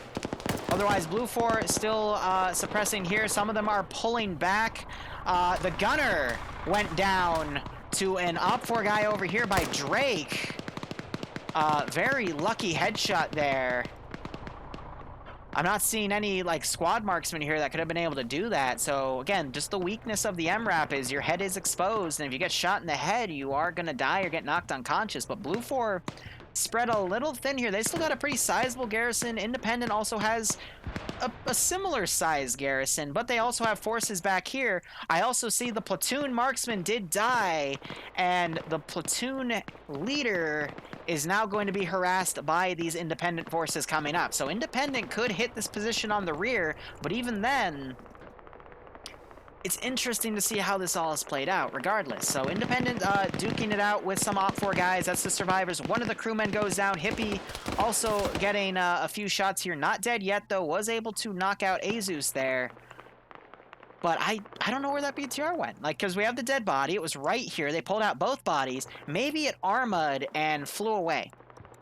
And I'm not saying that as a joke. Maybe they armored the, pulling the second body out, and the BTR just teleported or something, because it happens. So unfortunately, they're not going to be able to get that BTR back. Jethro goes down and dies, probably by a machine gunner up here, because Platoon HQ. Meanwhile, Independent forces have a CCP going out here because Hoyt is up. So he'll be able to actually get his people up to full strength. I don't think I've ever seen a CCP utilized in Friday Night Fights before like this. So two guys get dragged back. That rooftop position turned out to be a bust because there's no cover up here. But yeah, it looks like they smoked their position. One of their machine gunners went down, and that's unfortunate. Meanwhile, you have one of those Delta Team guys still alive. He's going to push back. Platoon HQ gets killed, and that is going to cause communication problems for Blue 4, and Mr. Dave mag dumping him, making his head twerk around. There's no other real word for it. And it looks like Mountain woke back up in that vehicle, and they are pulling it back. Meanwhile, the other hippie went down. I was going to say the other crewman, but I got his name. And Op 4 still has a sizable force here, but Nemesis going around for the flank, gets a kill on Nursk, and is quickly repositioning, using his powers of suppression. Grenades are going out. He throws a grenade up. He's got to be careful, though, because this guy could flank around, but he does not. Oh, nope, there it is. Nemesis getting a second kill right here on Op 4. Wow. But I highly expect this guy to come, and he has to be low on ammo. He is giving a reload, though. Going low. Again, I don't mean to play favorites here, but Nemesis is a very good PvP player with that 249. We've seen it time and time again on Friday Night Fights. And now we have this guy playing it cautious. He's going to try to get Nemesis. But, yeah, we still have all of the Blue 4 guys for Scandi Recon coming down, and I mean, Op4 has been pretty badly neutralized here. Pixie getting hits by the Op4 position. I would say out of everyone, Op4 is kind of the weakest. They still got a lot of manpower, it's just spread out. But just out of everyone, it's a big mess. Blue 4, meanwhile, I would say has probably the least amount of manpower. And Independent is... honestly, they're all looking kind of low, actually, so I'm going to take that back. But anyway, Nemesis coming up, getting his 3rd kill, and this guy's still trying to look for him. Just, again, the power of Nemesis, able to wipe 3 dudes on his own. Meanwhile, Pixie going down. Infidel is a medic, so he could be picked up, but... yeah. Oh, Nemesis now getting shot at. He goes prone, returns fire. And he's going to quickly try to displace. But this Russian guy unfortunately blew his opportunity there. We still have 2 Op4 guys down here. Independent taking this position. Let's quickly look down here. Popping some smoke grenades on himself. Looks like he took a few shots. So Independent knows they're there and they could try a rear approach. But Blue 4 still has their Vic out of all 3 groups. So that's interesting. Op4 meanwhile doing the sweep. Trying to find Hippie's body to make sure he's dead. But either way, Blue 4... oh, hold up. Ideen and Boston have pushed up on their own. We're seeing some grenades go through. This one went a little too far. Did some shrapnel damage on Dean, though. This grenade went up. I don't think it hit anybody. We do see Fred crippled, though, so I take that back. Another grenade getting prepped. It is thrown inside. Beautiful throw. Actually manages to get Olaf there. We saw some blood. And another grenade getting tossed right on top of Dean's position. He's going to roll into that. Ooh, and his legs are hurt. But, you know, some good harassment on this Independent position. Making them think twice. Keep them on their toes. But what do we have here? Whoa. So Nemesis is down and Yanni is down. I guess they're getting shot at by these Op4 guys. Infidel trying to come up to help Pixie, but gets hit by... I guess this is Russian Nemesis now. He's coming in to wipe this team. Now Finn is the only one up. It's a 1v1, but Op4 has some support here. And... yeah, no, that's going to probably leave Blue 4 just to turtle that one position. Maybe Dean and Boston can get some more kills on the Independent position, but Independent is still pretty well guarded. Some blind grenades being thrown. Dean, unfortunately, getting gunned down because Hazard crawled under here. Rolled out, got a nice suppression kill on Dean, and Boston's still throwing grenades as he is crawling in. But yeah, one guy on a flank could make all the difference. I mean, we just saw it with Nemesis, and again with... I'm going to call him Boa. Because it looks like a B and then AH, because I don't know Russian cartography. Finn just threw a grenade on Pixie. Pixie is probably dead. Otherwise, smoke's being popped. And Op4 still has a force right here of 4. They could sweep around and probably hit Independent. If Boston were to get a few kills here and weaken this Independent position, Op4 could sweep in and try to take it. But Blue 4, meanwhile, is just going to keep playing defensive here. And now we have some Op4 guys skirmishing with some Independent dudes back here. So, I mean, just a very interesting 3-way, to say the least. We have the Blue 4 Vic coming down. It is now suppressing Sheiro's position, forcing him to pull back. And then we still have Finn. He is definitely hiding right there, probably trying to see if Bo will push up to his position. It's Boan. Okay, so the H isn't in, so we'll call him Bowen. Thank you for letting me know, guys. But yeah, Op4 definitely has the least guys defending, but it's a 3-way stalemate, so they don't need that many defending because everyone's just going to kind of hunker down. Meanwhile, Boston tried to come in, unfortunately got shot dead, and that little Blue 4 2-man group coming in wasn't too effective. Olaf getting the double tap on Dean. And now it's going to be a matter of who decides who's going to basically rush into a position. We saw some of the Independent guys getting shot back here. Mr. Dave fighting Vass, and I'm not even going to... I think that's Worm? Correct me if I'm wrong. It just looks like Worm to me. And then we do see Blue 4 sending 4 people over leaving 4 guys on defensive, and they're going to, again, go for that op 4 position. And then we also have the red 4 guys still combing up here. They could also go for that position, so Independent are just getting bullied. But, I mean, they are the guys that are winning, so it makes sense because they did get their position first.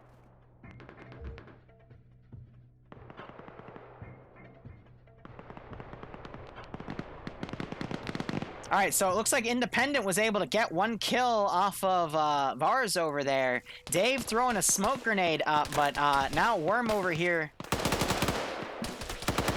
It's Show Me? I gotta learn my cartography here for all the languages, that's for certain. But yeah, he was getting shot at by a blue 4 guy. He's lost a lot of blood. And oh, he gets shot by... Who was that? By Furine with some blind rifle fire, managing to get a good headshot on him and saving Dave in the process, but Dave doesn't know he's dead. Again, Fog of War is crazy. We have a single Shayro. He has gone, he's gonna run up on the right. We just saw another Independent guy go down by that M2. 12.7 can really rip you apart.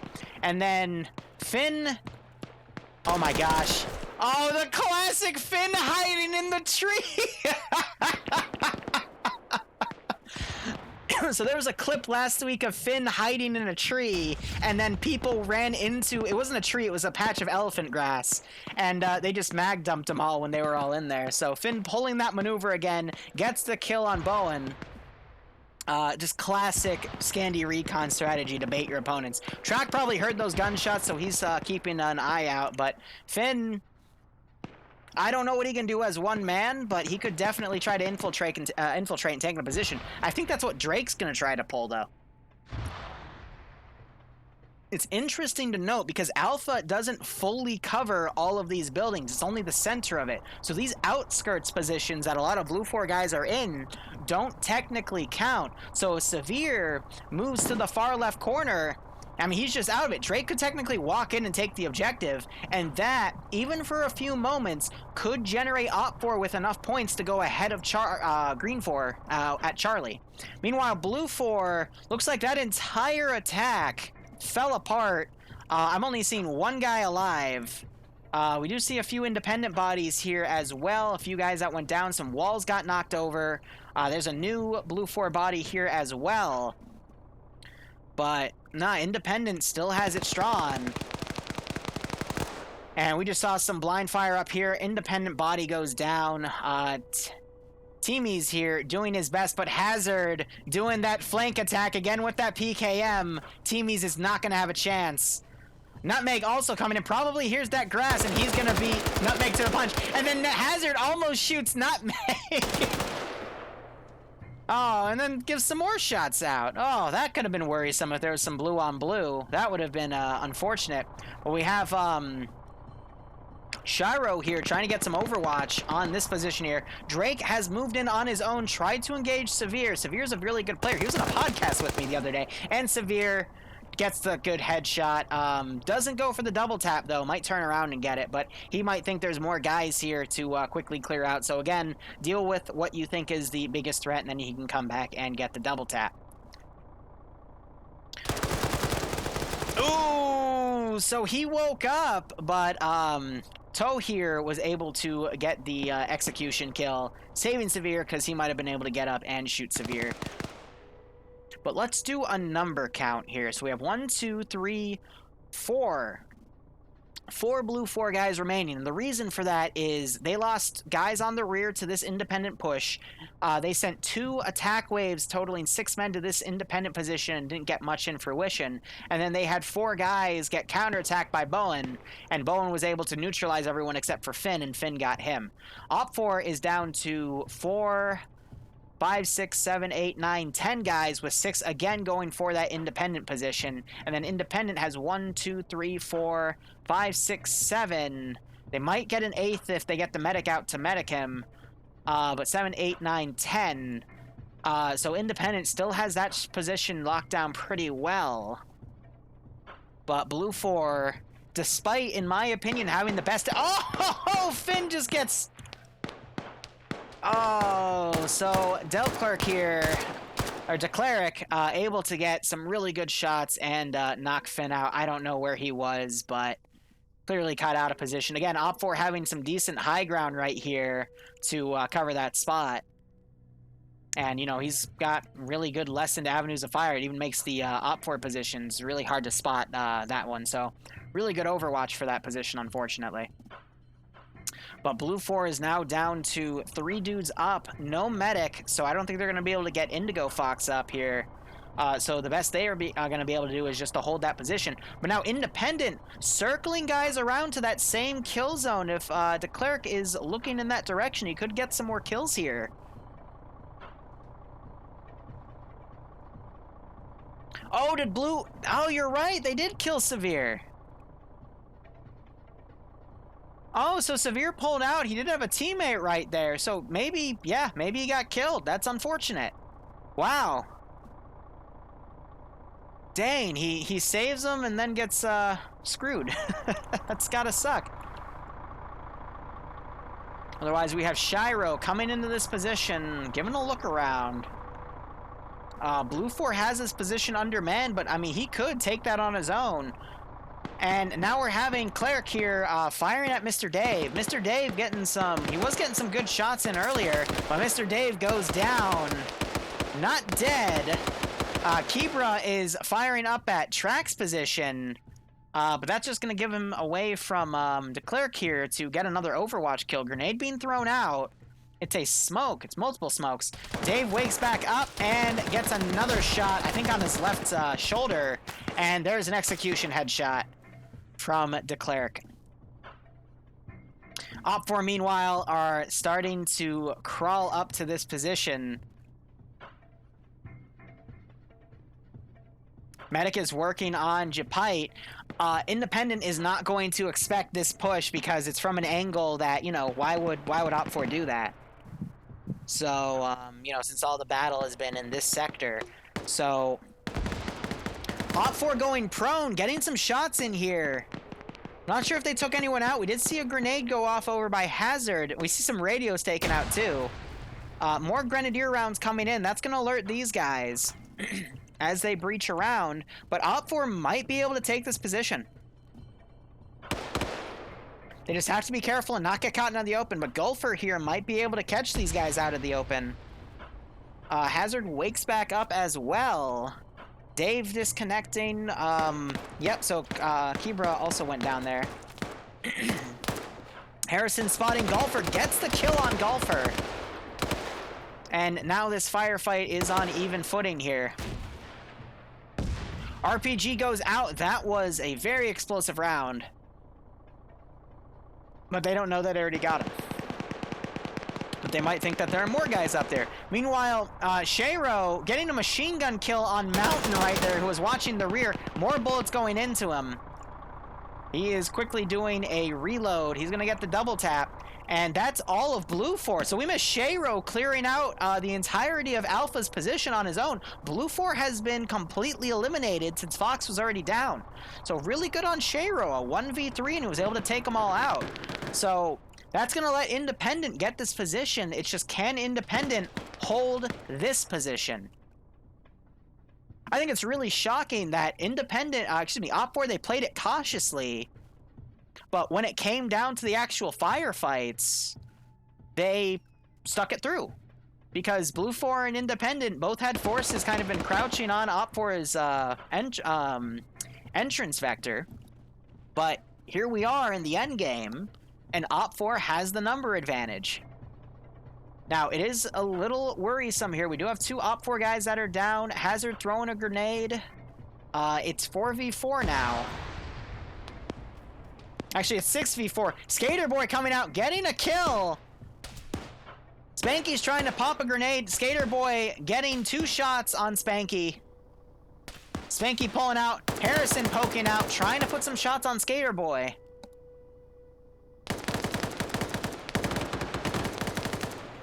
You know, maybe because the Independent body's still in here, Shiro was unable to capture it until Indigo Fox dies.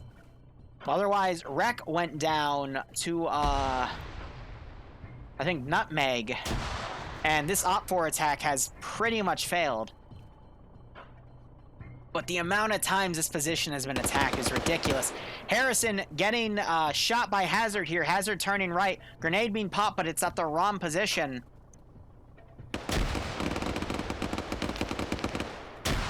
Hazard's gonna have no choice but to push. He is walking, so those footsteps might get heard. And Hazard winning with that bigger RPM of the PKM, and he's going to kill Harrison. We still have McSpanky up, but yeah, that Op4 push has pretty much failed. Now we're having T5 Bay and Dooley come in as Shiro is looking around, trying to find where that remaining Blue 4 guy is. And in fact, he's right on top of him. But since Op4, if they get 2 people in here, that'll be an automatic capture. But yeah, he's just going to climb down, probably execute Indigo Fox. But wow, this is getting down by the numbers here. And Skater Boy is able to use his marksman rifle to take out Big McSpanky.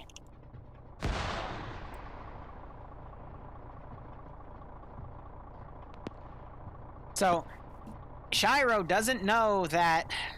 Oh, Bay's gonna... Oh!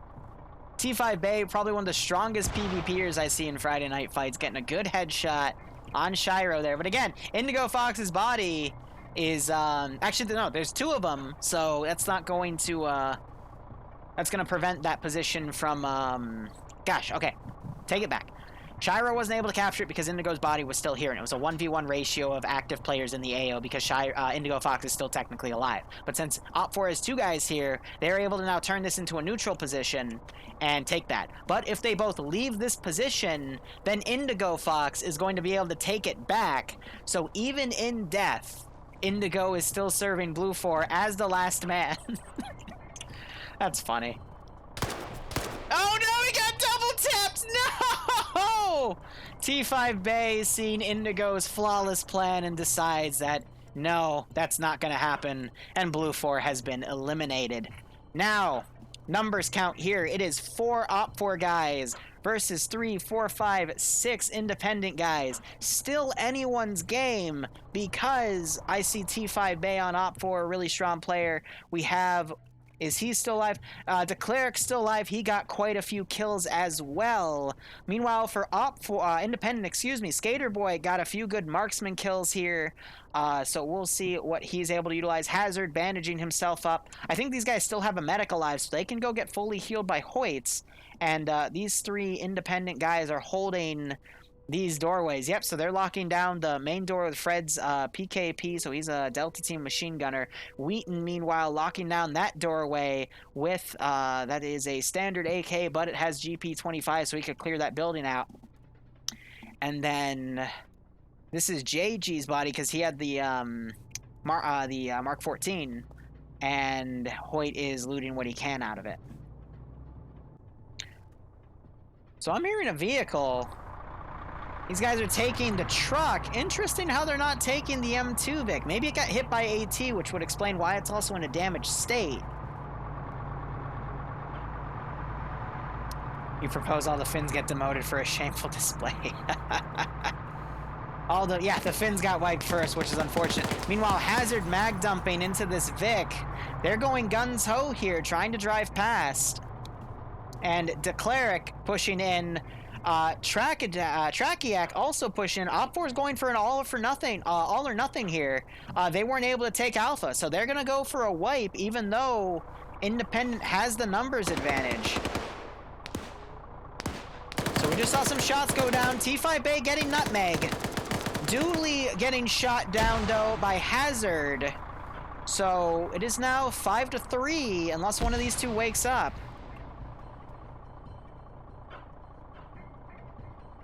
Nutmeg wakes back up. Skater Boy also on the rear, trying to come around. Gets shot a few times, though. Nutmeg waking back up, going back for some suppression. I think he just killed T5 Bay. But Independent just made the 100 points. So Independent on the skin of their teeth wins, but, I mean, they just took out Dooley. I mean, they still had the numbers advantage here, and now they're also killing each other. Wow. So again, it just goes to show you the team that rushed in first won. Because one team played it super cautious. They might have won if they just captured Alpha and had 2 holding each point. But I wasn't able to see the scores in real time, but they were able to probably see each other group scores, which is why Op4 made that decision to push. And overall, yeah, that was a lot better than the other 3-way fight we saw. There's action on every flank. We saw every faction engage each other at one point, and that was pretty cool. So I'm gonna go back up to the main operations channel. And we're gonna change up our commands here. So let's see. Hello? We're putting in team numbers. Is the person that made mission here? Because if I may comment, I felt like those 2 hand grenades per person was a bit too many. For how close in the Discord feedback channel. Not really. Nah. Alright, no, by the end of that op, I I'm gonna managed change to up the scavenge music about 12 too. hand grenades and it felt a bit dirty. Let's see, this is gonna be on Ruha. I fucking Did you I get saw to it up use them for. though? Yeah, I saw it up for. I was just like, well, I'm gonna sit here and start tapping the G key until I win. Oh, so it was you who were throwing the grenades? No, that was. To be fair, I only threw it after Blue 4 threw like 12 over the wall first. I'm blaming Blue 4 for that. Okay. Also, guys, other teams, what did you think of the 2 Op4 riflemen squads on the roof of our building? Didn't notice them. Aww. Who was the enemy BTR that we fucked gosh. up with RPGs? That would have been. N4. An M2 Was it on the main road as well. Yeah, West yeah, Wall objectives. Yeah, that was me and Goatland too. You got BTR, and then when we tried to recover our crew and heal them from it, they got the whole BTR got armored, and one guy ended up in space. Interesting. Ah, that's what it was. Do we Yeah. have anyone from the 2nd or Bear Cave? For what? Leadership? No, for numbers. Yeah, have no there's only, entries from those groups. There's only 2 in 2nd. Cool. Let's make sure we're posting these numbers. Bear Cave, are you still here? There's only one Show of you. me, gledaj chat, show me. And then there was no more Bear Cave. Okay. Okay. Right.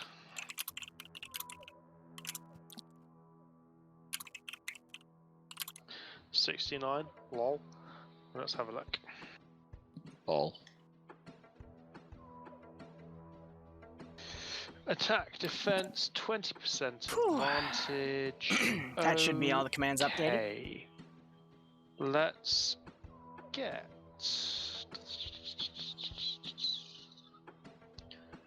Let's get AA on Luthor. Let's get Armor Finland on Op4.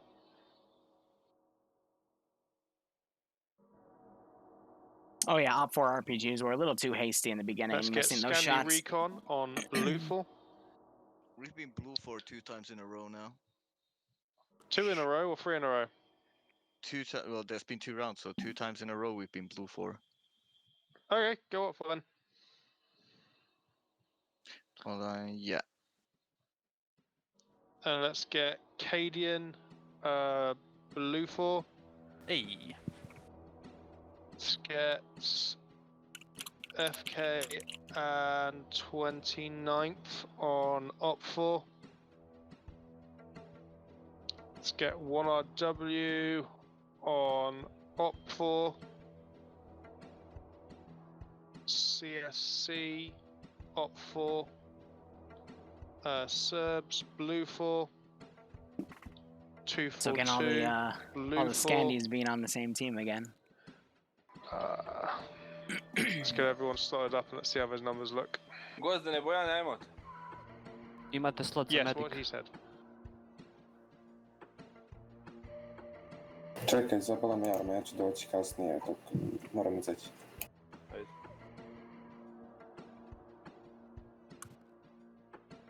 Okay, let's get FJB on blue 4. Let's get the 2nd on Op 4. I'm chatting with Nemesis. He's asking if I got Let's his get Centaur flank members attack, which I got on most of, and I blue just four. Let's see replied how with. that And the looks. Serbian Nemesis got all There's of his gonna be team. one more in. Oh yeah, never mind. We're good now. SR is full in.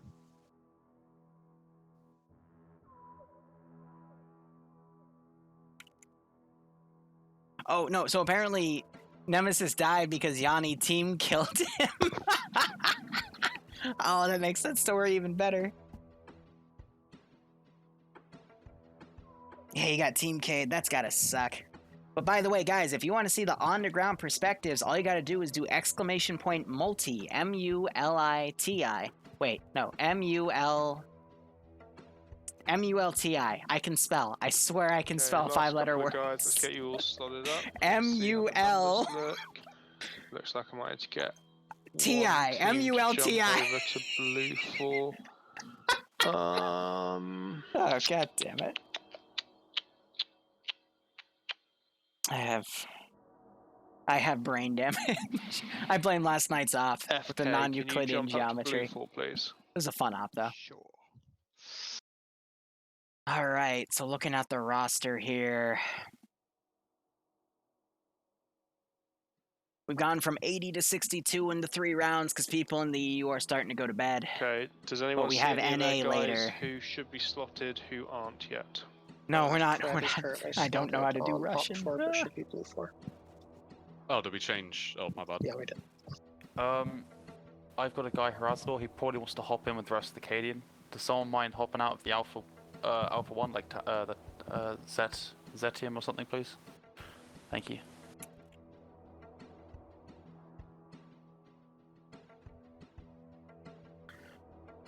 Okie dokie. You know, I've never clicked the parameters button. Preset radios Okay, and hardcore, don't radio forget to deployment. slot. Okay, it's cool. Side was it?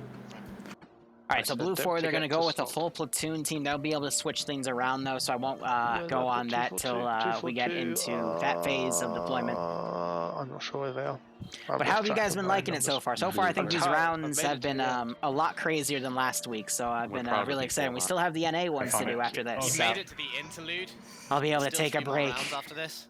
And now relax. the interlude. I suppose you have got 3 rounds of cooldown to go afterwards if you fancy staying on for a while. Oh yeah, for something a little more toned down. Okay. Yes. Have the people sort. And the EU side is putting dirt on the NA side. Keck. I think we need a platoon leader for Op 4. Do we have any volunteers? No, we've already done it. Somebody else. Okay, Drake's going for it. Cool. Right. Who is blue for Boston? You have 1 minute on the clock. Sort out your team. Alright, can I get the Corporal Drake platoon leader to go ahead and move down to the Alpha team leader? I don't want him. I want someone else. Wait, sorry, was that for What?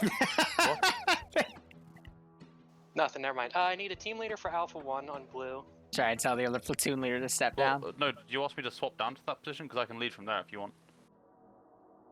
No, I was asking for a new platoon leader on Alpha 4 side. Don't worry about it. Oh, right. Oh, I get it. Still need someone for Alpha 1 team lead. Kuolema, ota Alpha 1, partiojohtaja. Alright, and then Stray Mountain, can you guys go take a Delta team?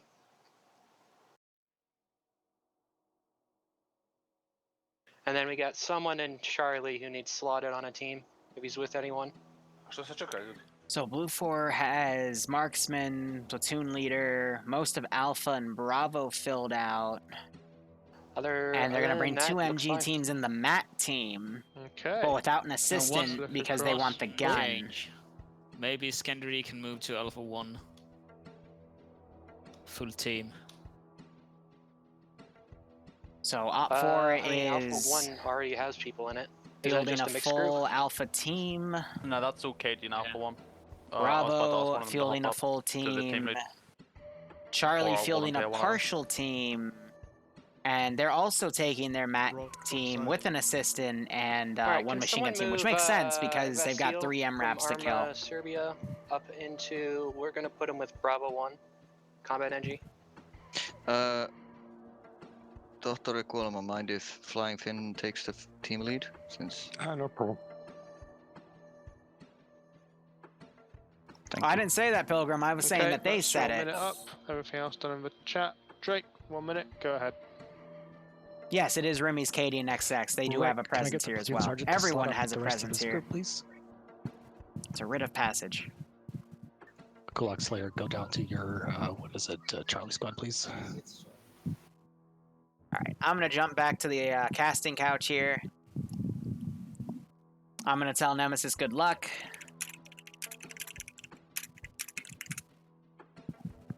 Exit out of that, and we'll see them push through. Again, opt for sticking with the single MG team and the MAT team, which makes sense. What doesn't make sense is Blue 4 bringing their MAT team, but there's no vehicles for them to fight, and it's on Ruha, which is a fairly flat map. It's got some good rolling hills and stuff, but not really anywhere good for a MAT guy to overwatch from to do recon. So I don't know. I'll be curious to see where Dingo and Lucid get fielded to. It is important to note that they have their team leader slot and not the assistant missile specialist slot, so they know that, there aren't any enemy Op 4 Vix, but I don't know. It's confusing.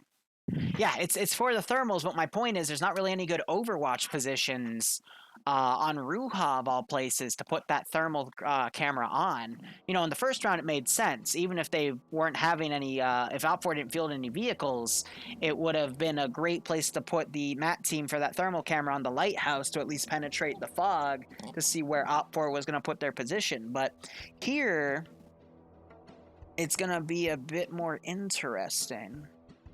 So, we'll see what the exact position is. I've also never seen a map that says rush attack before, so I'll be curious to see what that means for Blue 4's attack here.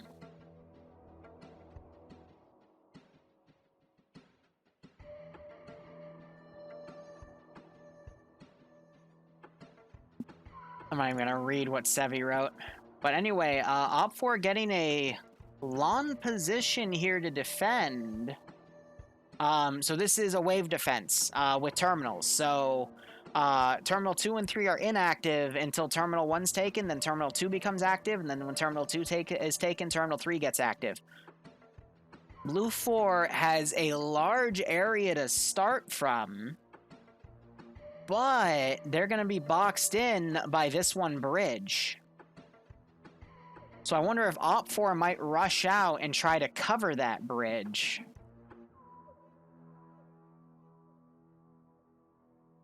Interesting, because the next bridge is right down there. So right off the bat, we see a choke point.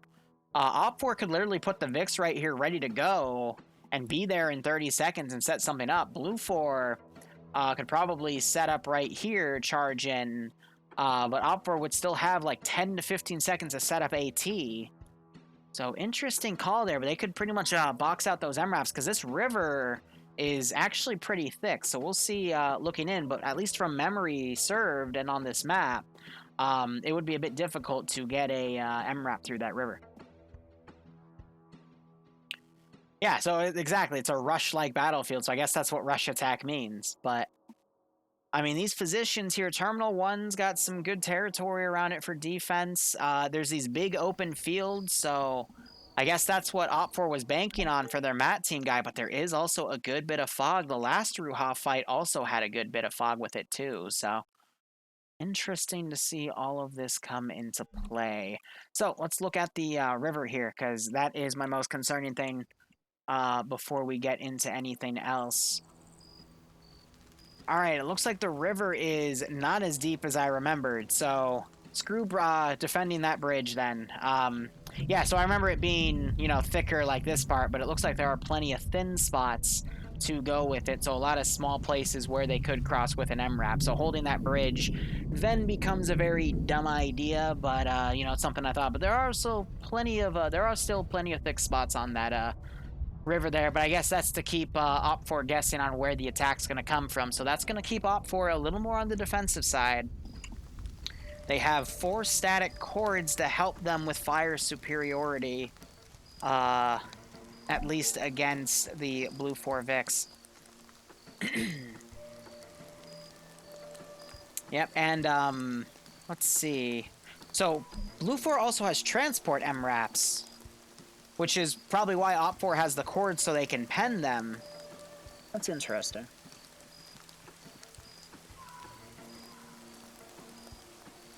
I kind of like the fog. It helps kind of limit the firefight to be a shorter range. And in that, see how everything goes, how would I put it? The fog helps kind of, you know, limit the view distance of the players here. Also, it adds a little nice bit of ambience, because I'll be honest, I don't really play or post-ops that have this level of ambience here, and it's given me some interesting ideas, to say the least. But since most of the scopes are short range, because, you know, we see holo sights, we see CCOs, that sort of thing, the engagements are then limited in range, but that also makes the marksman slots that much more important. So fog kind of helps limit that view distance. But, you know, to each their own. And my throat is starting to fight with me because I have apparently been talking too much. I guess because I don't have Barbarian to bounce stuff off of. But right off the bat, we have Nemesis running back. Got... Oh, Nemesis is taking the marksman rifle. Interesting. We'll see how well he plays that role. And we got all of these guys grouped up and making their plan. We got about 3 different groups of people and then some loose guys. We have a CSAT dude here. That just means Tanky hasn't loaded in the server fully, so hasn't had his kit loaded. But let's look at these 3 AOs, and then we'll look at some possible Blue 4 vectors to come in. So AO1 has that terminal right smack dab in the middle. I always like hiding a dude back here. I've got a video clip of me killing 4 people just hiding back here with a machine gun. So you never know what Op 4 might be able to pull with this. But, you know, this in itself is a pretty good defensive position, but it's also a pretty big target. But there are enterable buildings all around, so Op 4 could pull a pretty decent perimeter security with this. And then, you know, we also have the skyscraper right here, but it doesn't have that much cover. It would be better if the Mat Gunner or their marksman were to stay up in the high point itself right here. But Nemesis was already pulling back. Let's look at area number 2. Area number 2 is a little bit smaller. It appears to be in a barn. This is just a grenade trap, plus you can kind of look through these little wooden positions and whatnot. So... it's tough because there's limited cover here. Let me quickly look at Op 4's camo scheme. Op 4 has some good camo for the terrain. That'll really help them out. What about Blue 4?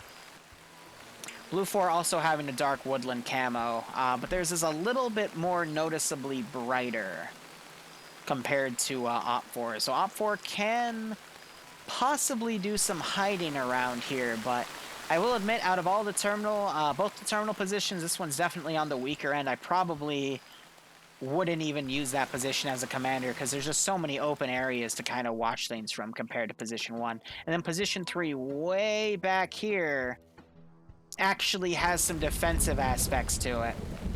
Okay. So they have Nemesis running back to get some good recon. We also have some good hills right here, some good overwatch that can be done. So this can kind of limit the approaches of Blue 4 and have them get covered, but if Op 4 were to put their units out at the right spots, they'd be able to see any Blue 4 guys coming. But right here we see the roaming hills that Ruha is really famous for, just because Blue 4 could easily sneak a group in and get right up to this terminal objective. I've been eyeing this little spot right here, and Op 4 doesn't really have that much cover right here to see it coming. So, either way,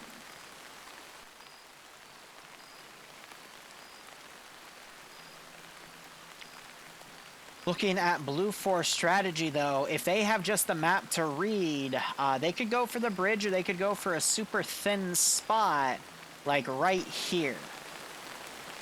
Yeah, so if you read the map, you can see where it comes super thin. You could get these marked on side, and then you could talk with your squad leaders on good places to go. But if I were Blue 4, hitting this first terminal, I would honestly... I would find a southern place, so right here. I would cross the river right here. I would then put my units around on the leftmost edge and I would take this forest area as an overwatch point and then send my forces in through here. And the reason for that is you have all of these massive open fields against a big building that you can see on the map. So you got to assume that this, compared to all other buildings, this is something like a complex or, like a refinery, something where you can get on the rooftop of and look around. So you don't really want to be in these open areas, even though the fog is going to work to your advantage. Because if you're spotted early on in a kill zone, you could easily get gunned down. But it is also important to note that these riverbeds exist, and these could be used to get up on this position. But some are kill zones because they have really easy sight lines for this position to come in and fire on it. So, if I was Blue 4, I would put my main force over here, and I'd probably put like a squad worth of dudes to come in on this riverbed right here. Because from there, they can get to this forested area and then go do the short range fight and win it. And then having a big force right here can cut off Op4 from doing their pulling back. Now, if I was in Op4's shoes and I got eyes on all three of these sites, I would not do Terminal 2. I would put a trap on Terminal 2 with explosives, and I would just hold Terminal 3 and Terminal 1. Again, limiting the AOs I'm going to defend to make it easier on myself.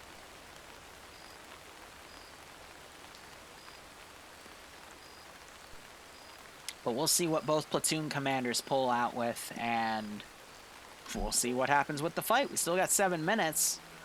What do you guys think? Throw me some curveballs here, because I would love to see some other strategies get played here. Because the only two decent riverbed approaches are these right here. Everything else is pretty open. If Op4 can lock the kill zone down quick enough, they can get the advantage here. But again, the forest to this area can let Blue 4, especially with those MRAPs, get close enough to engage whatnot.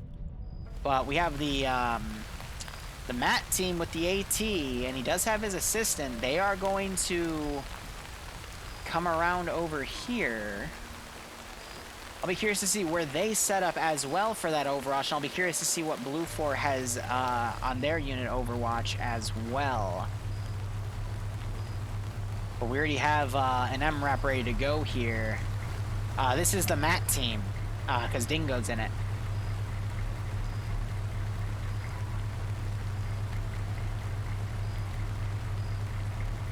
So Op4, it looks like they're sending some guys to Terminal 2, checking that position out, seeing if it's defensible. Again, personally, I would not use Terminal 2. I would just keep it at Terminal 3. Because also, you got to consider the distance between Terminal 2 and Terminal 3. If you are able, as a defender, you either have to kill all the Blue 4 guys or stall it out for time. And stalling out for time is a better defensive thing, in my opinion, because it means you're not trying to commit to counterattacks solely to white Blue 4, who does have the number advantage.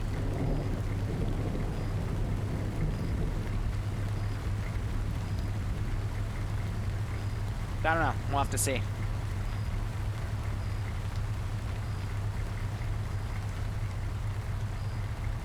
Let's look at some other routes here. I didn't really find any other good routes on the map other than the riverbeds to come in on. But, you know, there's also plenty of other little gaps here that Blue 4 could get guys on. They're really hard to see on the map, though. They're kind of these, like, solid lines here. So Blue 4, you know, they could get a group to come in any of these little lines right here. Because, you know, little empty ravines, riverbeds, whatever you want to call them. And they could also use that to get up close. But Op4 looks like they've added some fortifications to this position, so they are definitely intending on holding it.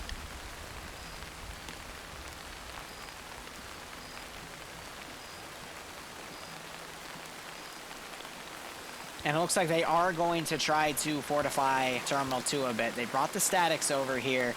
I mean, they could probably build a good perimeter here, but at the same time, it's really tough. There's also an open door right here that can be done for some really good Overwatch. Maybe putting Nemesis up there wouldn't be a bad call. But they're actually building stuff all the way down here instead. I guess trying to think they're going to use open vectors. But in reality, if I was Blue 4, I mean, this is screaming use me. You know, the forest to the forest. Good cover and concealment to move up on. It's just there is a little bit of a kill zone here. But again, little ravines that you can use, crawl up. And then you can set up right here and engage close. So, I don't know. I feel like 2 is a trap.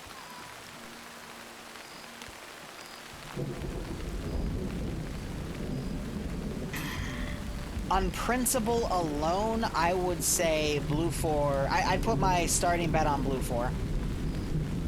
Just because of the numbers advantage and where we're seeing Op 4 setup. But strategy is one thing. It's still going to come down on who has the better PvP. And we have to admit here, we have the Scandi Recon guys here, though they did get countered by the Serbians last time. I don't have much time to watch.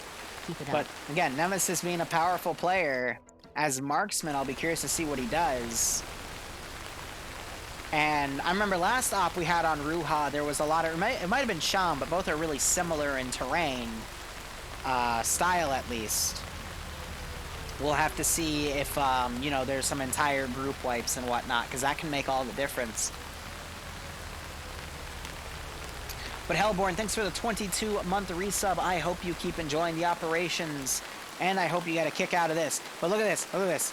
Blue Force sending some guys to the south, as I called. Looks like they're sending the armed MRAPs, though. And they've also got them loaded with some additional players here. Interesting call. So we've got a northern force. Looks to be about 2/3 of their force here. And then the remaining third is spread out among these. So a lot of different teams are going to get moved in, which is interesting because they weren't really set up that way. So it's not MAT teams that are being maneuvered, it's actually just going to be a lot of different fire teams put in various positions.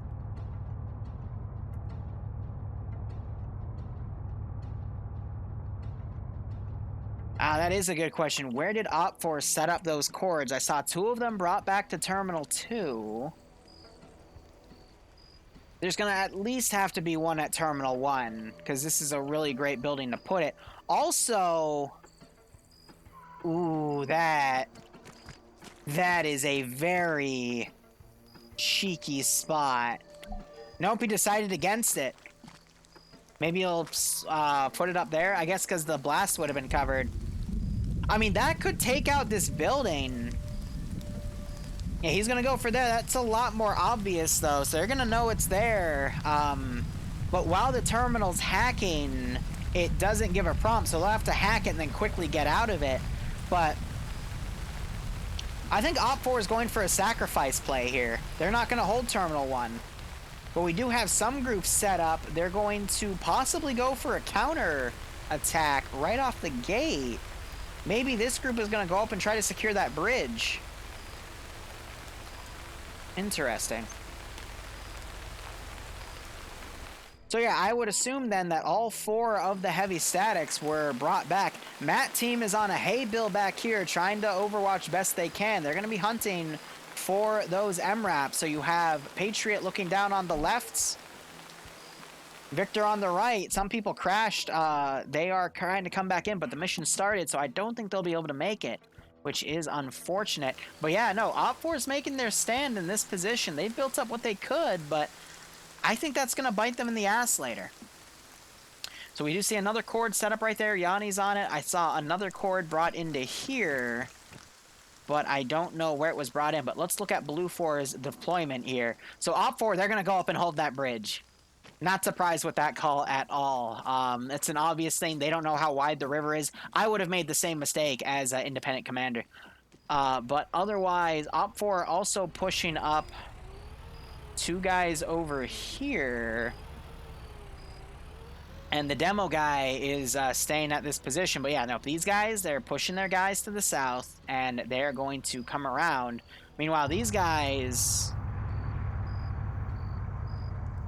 coming out in the open, and these guys dismounted before the bridge, and they might try to hold here instead, or they're remounting. I don't know. Yep, so they're going to remount. And Blue 4 doing a very far push to the south, but Independent predicting this, they're putting a vehicle over here, I guess, to see if they're going to do that southern push, because with this AO, they hit the rock, but with this AO, they don't know where Blue 4 is going to cross from, so if they can get intel on where Blue 4 is going to push their units, that'll really help Op 4 out so they know where to set up their lines, at least for Terminal 2, but by then it might not be usable data. So Op 4 has pushed up right here. The bridge is just right here, but instead they're gonna cross the river without utilizing the bridge. Again, smart. But we do have Harrison right here with AT. He's got eyes on.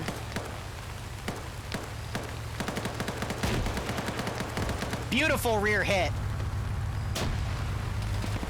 Oh, and they're gonna dismount on the rear. Oh, okay, never mind. Another RPG comes in. Dingo going down. This was their MAT team. Yeah, so I guess Blue 4 was going to try to put their MAT team on a different angle to get Overwatch here. But if Op 4 can secure that, they'll have all the AT to take out the enemy MRAPs. So Dingo's not dead officially. Harrison is pushing down here, though. Interesting.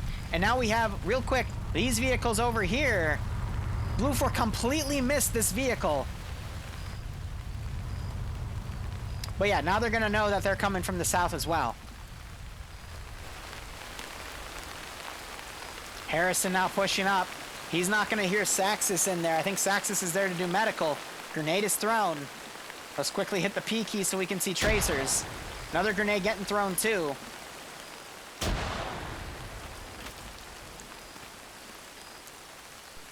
Keep my eyes to the south. Vic's pulling up. This one's also pulling up. They might see each other. Blue 4 has dismounted right here. Harrison! Oh my god.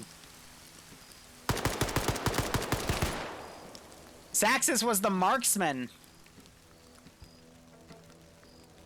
What just happened? Saxus is gonna drown at this point. He might drown quicker than Dingo, but he could still wake up. He didn't get double tapped. Can you change bets? And now Harrison's getting suppressed by his own guys. I mean, again, the fog is going to make PID pretty tough. They're only shooting at movement here. So Harrison did get hit once. I would totally loot Saxus for that marksman rifle. But yeah, 2 Blue 4 guys knocked out. Lucid here doing a really good job. He is the MAT guy. He wants to keep that out of Op 4's possession. Harrison's now going to run up, probably double tap Dingo, and that will make Dingo first blood. There it is. I feel bad for Dingo. Dingo was telling me before EU branch started today that he was going to show me that Scandi Recon had something to fear, and Dingo just got double tapped. Hopefully he'll join us on stream, though. And again, we're going to stick around for NA's Friday Night Fights and go from there. But meanwhile, Blue 4 have set some dudes up. There is an Op 4 vehicle right behind them. Oh, these guys have to hear it. What is this?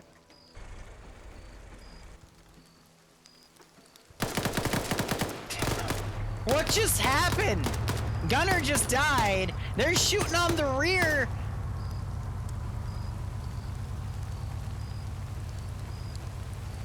Did they not hear that coming up?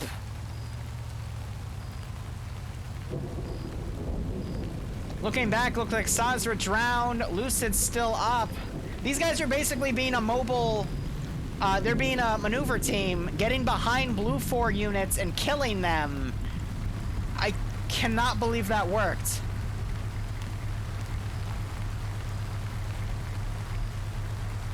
A Gaz is clearly distinguishable in audio via an MRAP, so these guys have to be new to armor or something, or they just don't play with RHS, but the Gaz has that whine that makes it a lot different from an MRAP. But we have another MRAP crew coming up.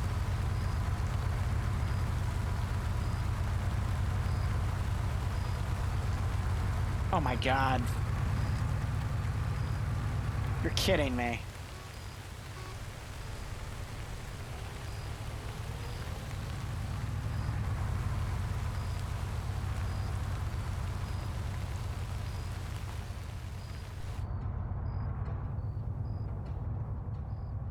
I don't know.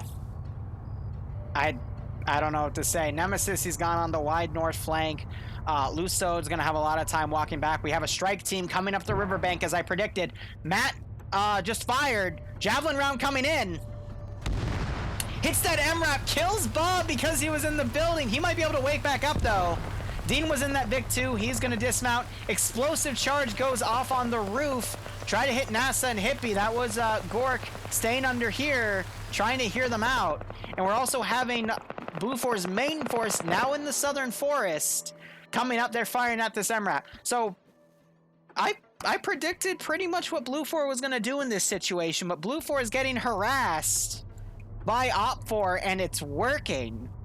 I cannot believe it's working. Like, wow. So again, I said originally I thought Blue 4 was going to win this based off of tactics, but yeah, again, it's down to the PvP. All the cheeky plays people do stack up on top of each other, and it'll eventually, you know, it'll stack up. Explosive charge going down. Gork somehow surviving, prone and killing Hippie and NASA. Arcor comes up. What the fuck was that? So NASA and Hippie might be able to get saved, but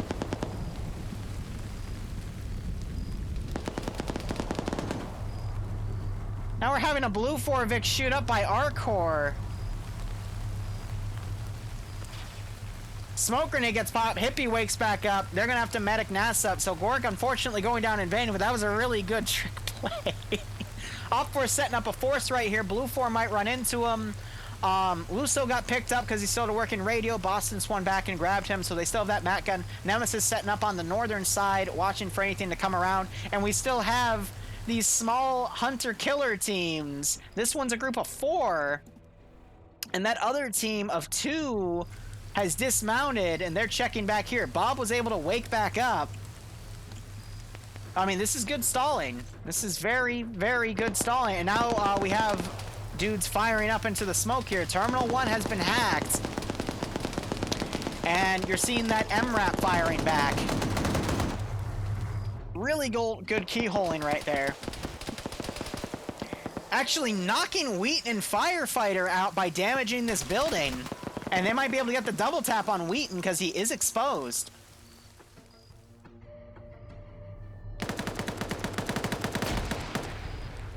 Expanky getting some shots on Winchester here.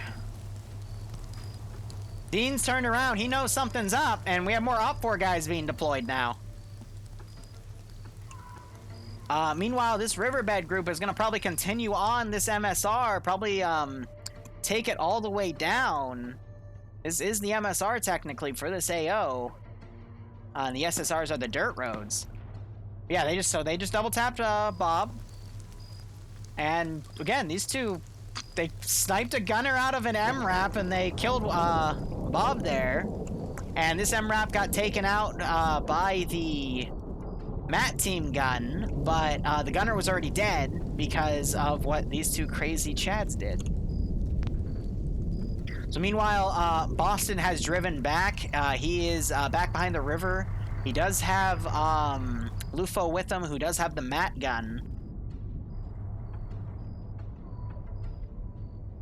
And the main Blue 4 force is coming up. Hack 1's been completed. These guys need to clear the area because that's going to explode.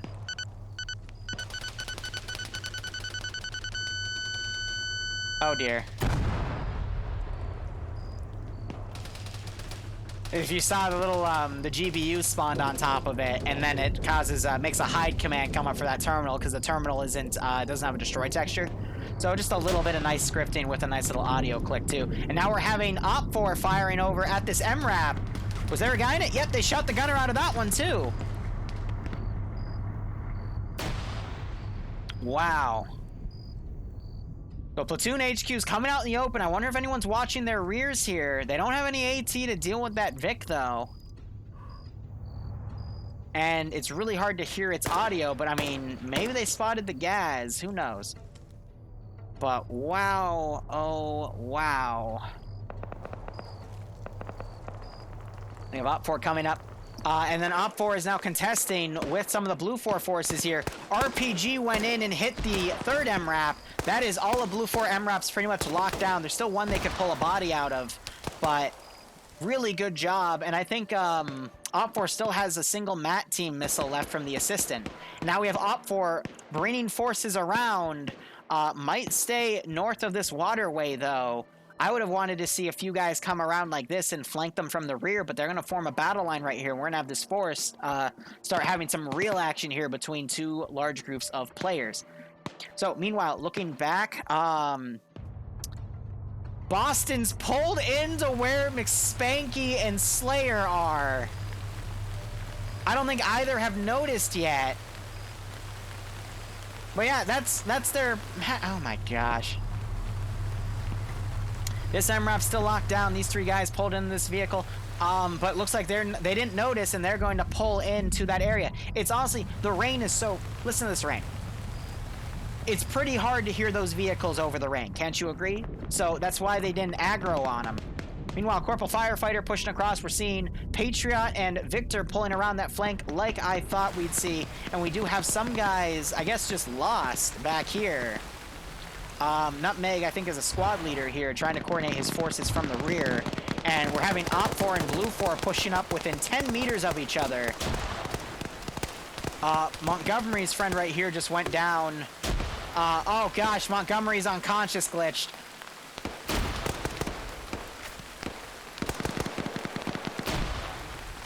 So this sometimes happens to people's cameras. That can give him a very significant advantage though, because he could be standing up, but he might appear prone on him. But I think Alexander's still contesting with him, manages to get the shot. Meanwhile, Dooley gets a shot on, I don't even want to pronounce that, Bono. I don't know. But they're firing back, the Serbs are. Bo gets shot, though, by Dooley. And if Dooley were to get up, he could spot Worm here, too. But, yeah, a lot of Blue 4 guys are going down here. Dooley now firing across, trying to get... I don't know what he's trying to get, actually. Okay, I think he was shooting at one of the bodies here. Just make sure they're double tapped. Worm trying to crawl away there, but you said his name was Sliver or something. I don't know. I'm bad with Russian text. But Op 4 lost one of their guys. Clerics up here. He is firing at Patriot here. He gets caught in the open. He is the Matt guy with the thermal scope. Doesn't really have too much good cover to hide behind. And Cleric is now also firing at Victor here. Firefighter's going to push his position, though. And Firefighter gets the drop. Oh, man. So looking back here, looks like they're all remounting into Vix. Op 4 lost their advantage here, but they'll be able to remount and re-attack. Nemesis, meanwhile, getting on a good flank. He's on this building. I don't think he notices the Delta teams over here, but he could get a few good marksman shots if he is alert. And Blue 4's southern attack with the main force has pretty much been thwarted here. Firefighter going down to Hazard, who was on rear security, getting double tapped. That is unfortunate. Victor is down. Patriot doing his best to medic him up. Hoyt is still up here too, one of the Delta team machine gunners. So I take that back. I thought Op 4 had their units a bit closer, but Dooley, who was up here, he's pulled back.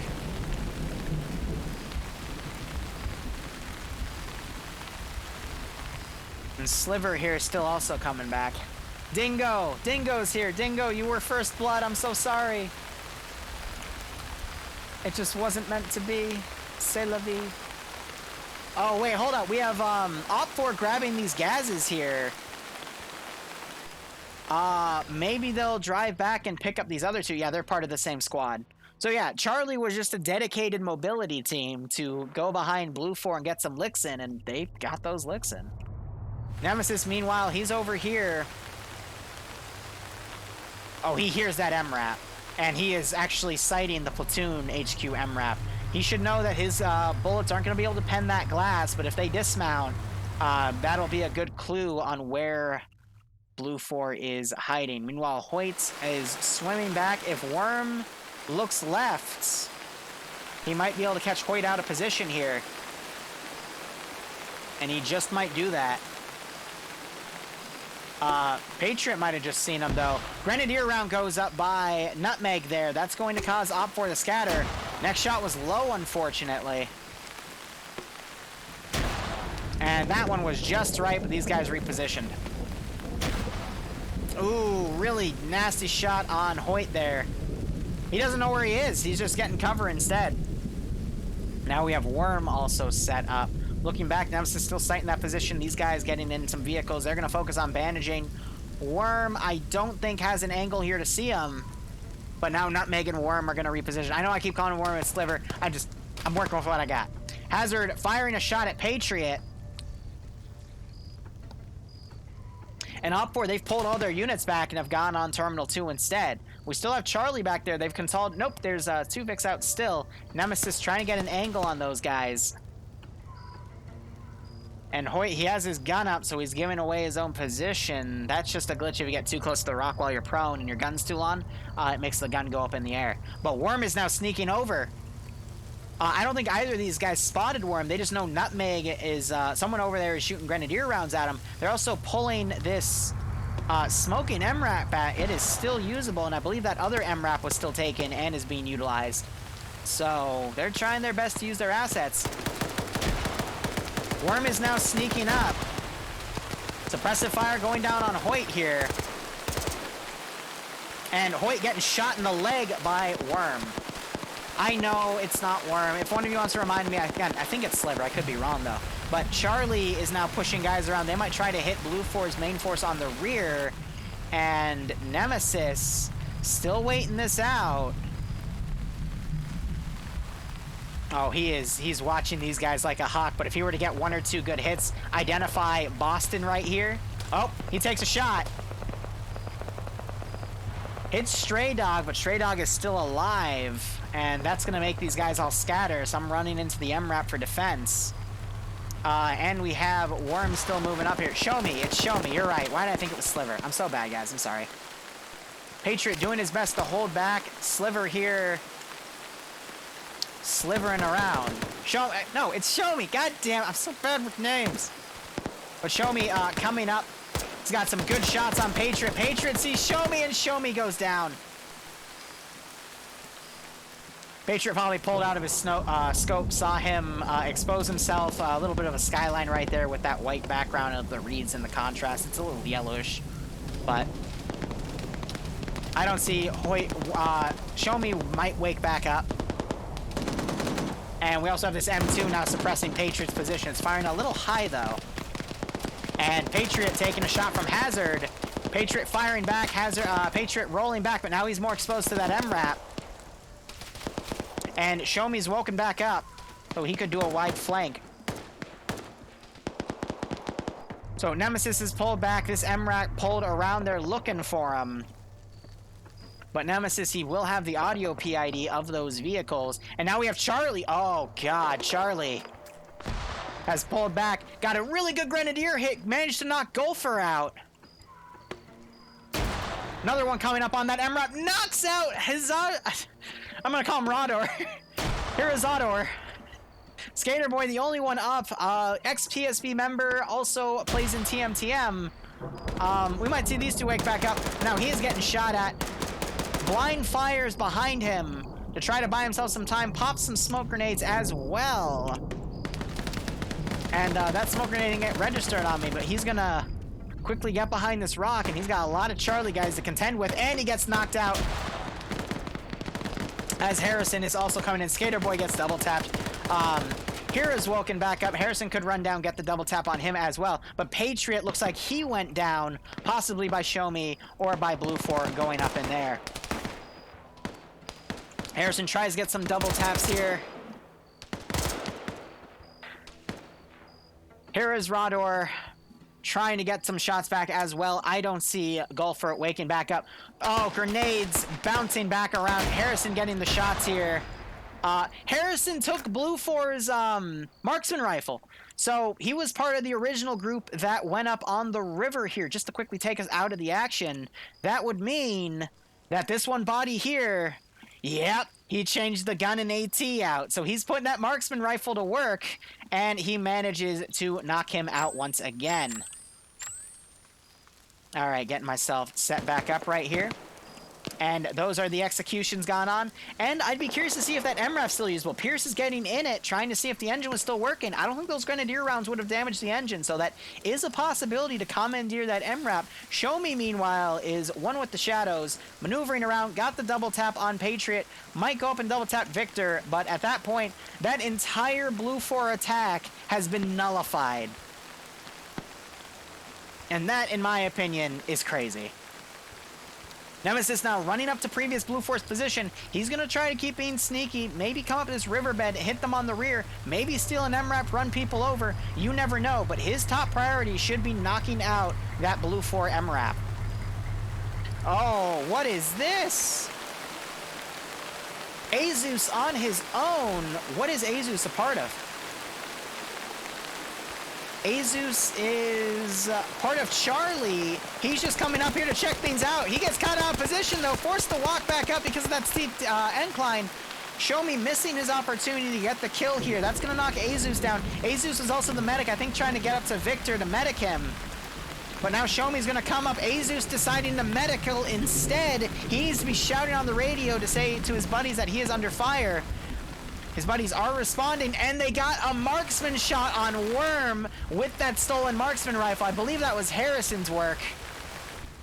And yeah, that stolen marksman rifle, we don't see it a lot, but I have shown it time and time again. When people in FNF steal the enemy's equipment, their marksman rifles or their MAT rifle, the MAT guns, which is the heavy AT, it can work wonders. And in this case, Op4 is stealing that marksman rifle and all of his ammo because he was pretty much fresh.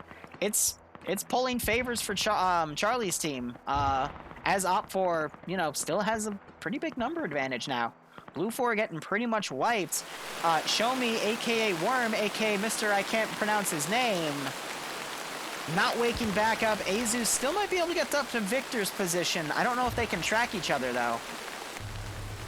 And we just had someone go down over here. That would be Hippie as the marksman.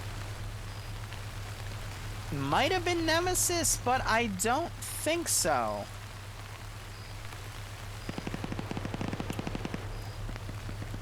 Yep, so basically last of Blue 4's units are over here. Azu's probably going to come up and double tap Show Me. And instead goes right by him, but Show Me's gonna bleed out. He might find Victor, though, because Victor got stabilized. Maybe they have a map marker and they're gonna go check it out. So one more Op4 guy is gonna be pretty helpful here. Nemesis does have rounds going over his head. He might have seen some of the Delta guys up here. Again, a headshot on the back of the head of one of these guys would make a very big difference.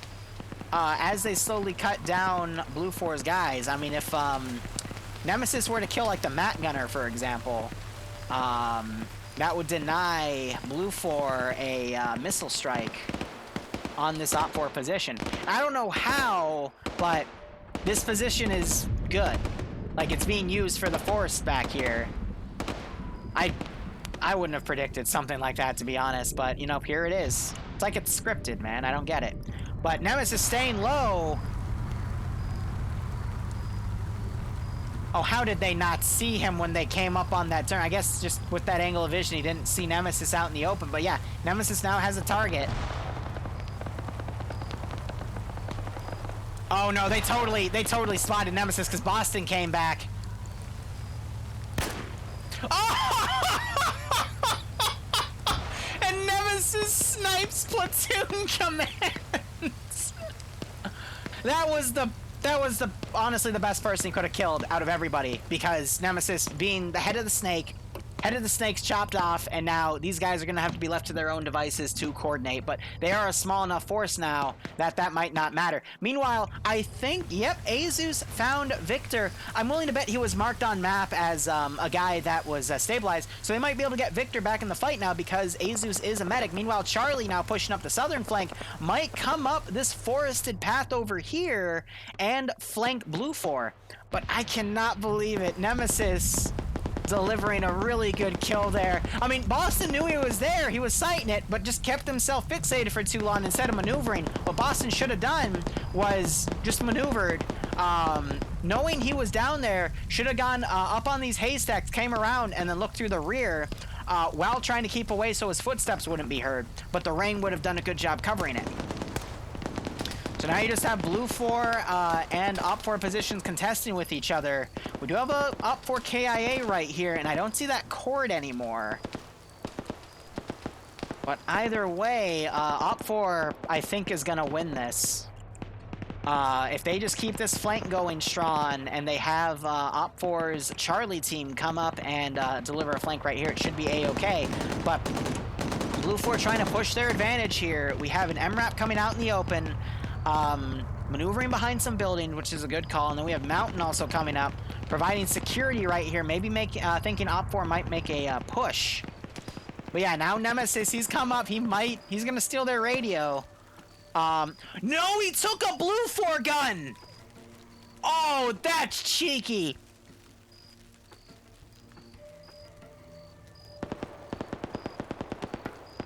Now, if Blue 4 hears shots behind them, but it sounds like a standard 5.56 rifle, they're not going to bat an eye. So Nemesis now going to play it a lot tougher here. But he has to go for headshots. He has to make sure that his jig doesn't get put up, because once Blue 4 realizes that they're getting attacked by their own guns, they'll start double-checking all audio PID. But very smart play on Nemesis. I've only seen this done one other time, and in that other time when it was done, one guy was able to wipe 5 dudes before he was blue-on-blued by his own guy.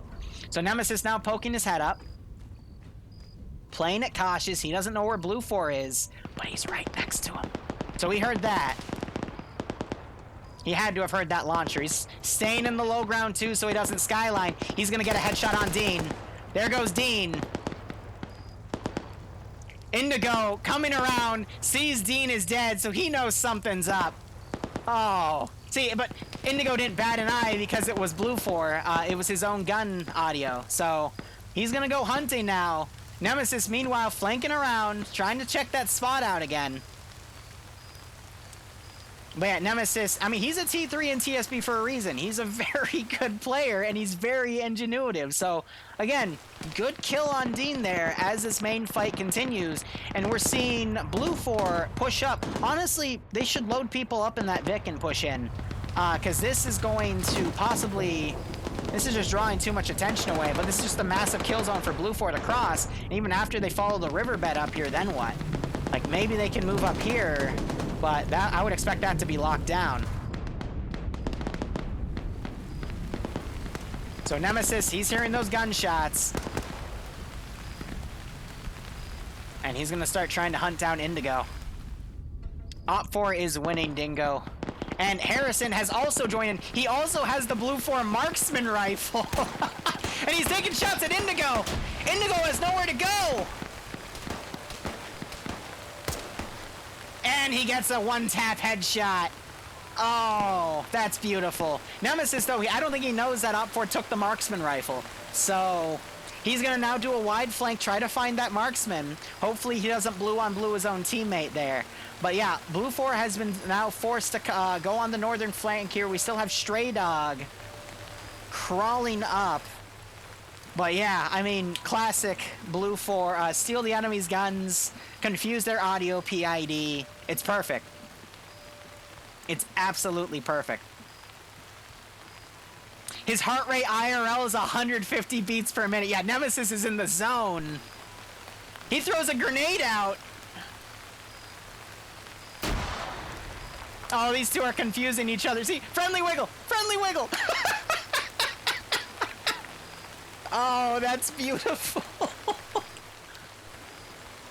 Oh my God. Friendly wiggle for the win. They've stolen 2 blue 4 guns. That's absolutely amazing. I don't know, we have Logan in the NA ops, and now we have Nemesis in the EU ops. Him and Harrison have done wonders today.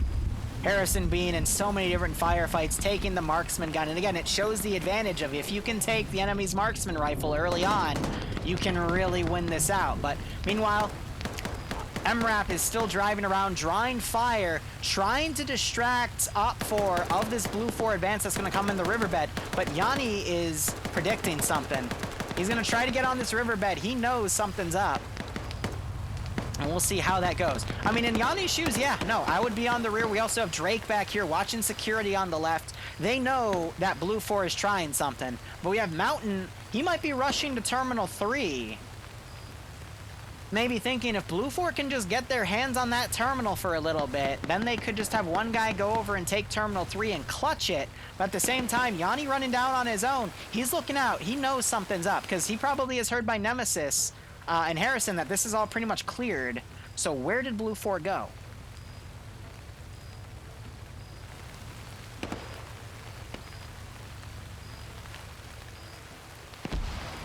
Oh, Yanni's got to be careful. He's got pretty much blue 4's remaining strike team coming in. It's 6 dudes, but, you know, 4 are coming down here. 1's off to the right, 1's off to the left. And I've completely lost track of that MRAP. Stray Dog is putting some grenadier rounds in here. It looks like they shot the gunner out of this MRAP, but the driver is still alive.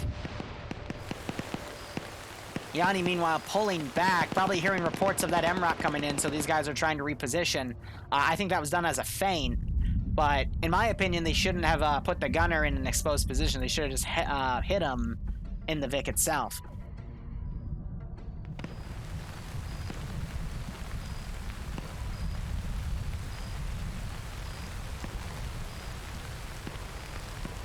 All right, so this 4-man strike team's coming in. I mean, the numbers are against them. They have Charlie back here in an MRAP.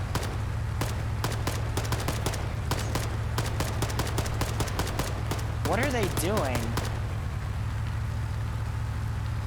Do they not see that that's an Op 4 guy? That's your teammate.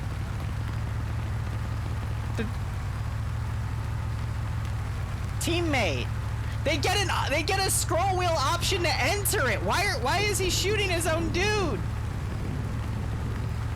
I mean, I don't see a wounded mark here, but what are you doing? All right, meanwhile, blue 4 has made their maneuver here. MG Hockey is setting up his machine gun. Might catch Pled out of position here. Meanwhile, we have Harrison and Nemesis back here. Nemesis, he's gone back, grabbed his STV because he knows this is more open ground for him to utilize. Grenade goes off, takes Plet out. And Harrison might walk on top of Stray Dog or vice versa. Mountain also looping around with that MG gun. Grenades being traded in positions. And we just heard the oh! Decent use of the missile. Trying to use it to kill the people behind here, but unfortunately it doesn't do too well. Someone just got gunned down. Nope, never mind. Op 4 got gunned down because there's only 4 dudes right here. I thought he killed somebody, but Hippie was actually pulled back further, so... Decent use of that mat gun. Good idea. Nice concepts. But it ends up being Olaf from FK getting that 1 kill. Severe, meanwhile, right here, staying in the low ground, locking this down. He also has a grenadier weapon with that GP25 under his gun. And I think he's waiting for someone to come around. Secondary cook-off explosion goes off. Flying fin still up. Harrison, meanwhile, has no idea Stray Dog is just to his right bandaging. Don't know what clipped him. And we have Mountain still coming around here. So, Drake putting a grenadier round really close, gets it on Olaf's position. I thought it hit Severe for a second. And he puts a few rounds down, trying to hit NASA. High round grenade goes up perfectly on NASA's position, bounces a little back, some more shrapnel damage. Both of these guys are pretty badly wounded, but still, they have all their dudes up. NASA also spraying into Olaf, and Olaf has no choice but to turn around and hit him. And then Severe gets hit, or Severe hits Olaf. 4 dudes are left, and they still had a miscommunication, and NASA wounded Olaf. That's a mess. Shows you communication is key to this. Hippie, meanwhile, going out in an open field, gets shot dead. Severe double tapping NASA to make sure he's down. Stray Dog going down. I think he pushed down on the left, ran into Harrison, and was taken out. Plet is the only guy alive from this flank. Severe going on the left side, though, trying to clear his left, make sure there's no one over there. Mountain is running down this riverbed, though, but he's not going to make it in time. Hippie, meanwhile, waking back up. Severe bandaging, and we're seeing Drake putting some shots out on Hippie to try to knock him out. Hippie has no choice, popping some smoke grenades and trying to roll away. Very nasty position to be in. Nemesis, meanwhile, still being slow to the punch here. I don't think he'll be able to get anything. Severe taking out Plet. Drake shooting at Severe because of a miss PID. No, I think Drake was shooting past Severe, manages to knock Hippie out, and now Mountain is the last man standing. Unless there was a guy still up in that blue 4 MRAP back here, because I saw it move on, but I don't see a player, so I don't know. Because they have that guy dead in the gunner seat, I don't have it on my interface, but we can quickly check here. Hippie is bleeding. Nope, he is dead, so Mountain is the only one still alive. So, guys, can Mountain clutch it? Nope.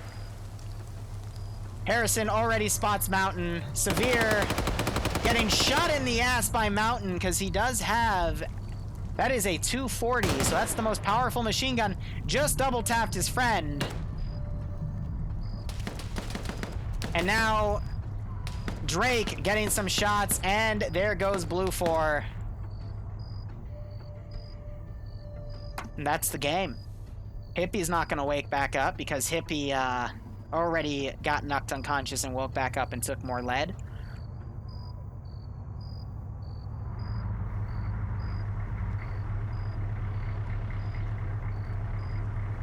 Harrison was in that Vic. He's now coming down. Might notice Severe is... Oh my gosh, okay. That was worrisome. Yeah, they're double tapping the bodies because I don't think they realize Hippie is the one that is still alive, but...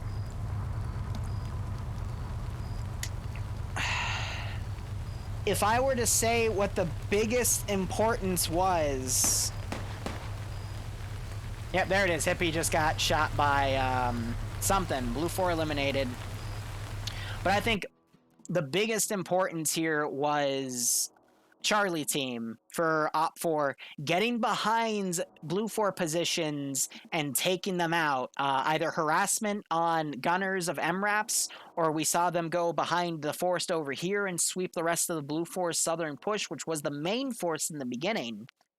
And also, they took out the marksman and stole his rifle and then used that to pretty much seal the deal.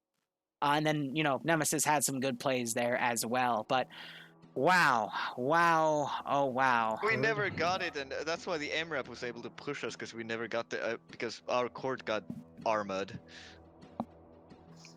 Oh, the court got armored. That's why they weren't able to deal with the MRAP. That weapon over to you. Yeah, well, either way, Scandi Recon's fucking Nemesis went behind all of them and probably. Is there a way to check how many kills you got? Yeah, not anymore. Not anymore, no. Went out too quick. So thank you everyone for coming tonight. We've dramatically overwon, and FNFNA is in just. All right, so as Dingo was saying right there, at least I think it was Dingo, it might have been Fox, Indigo Fox, but we have another batch of Friday Night Fight. The NA branch, which I normally cover, will be on in an hour and 50 minutes.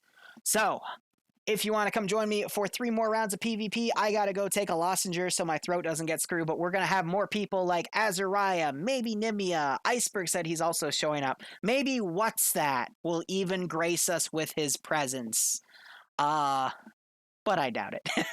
So anyway, thank you guys so much for watching. I just know right off the bat. I can try though, What's That? Go fuck yourself. God, come on, what's that? I know you could come on as a tier 5 and wipe everybody. I know. We had to contain your power. But anyway, thank you so much for watching the EU branch of Friday Night Fights. Again, NA will be in about an hour and 10 minutes, give or take. Hope to catch you for that. But otherwise, cheers, guys. Have a good one. Go operate operationally, and hopefully I'll see you in an hour.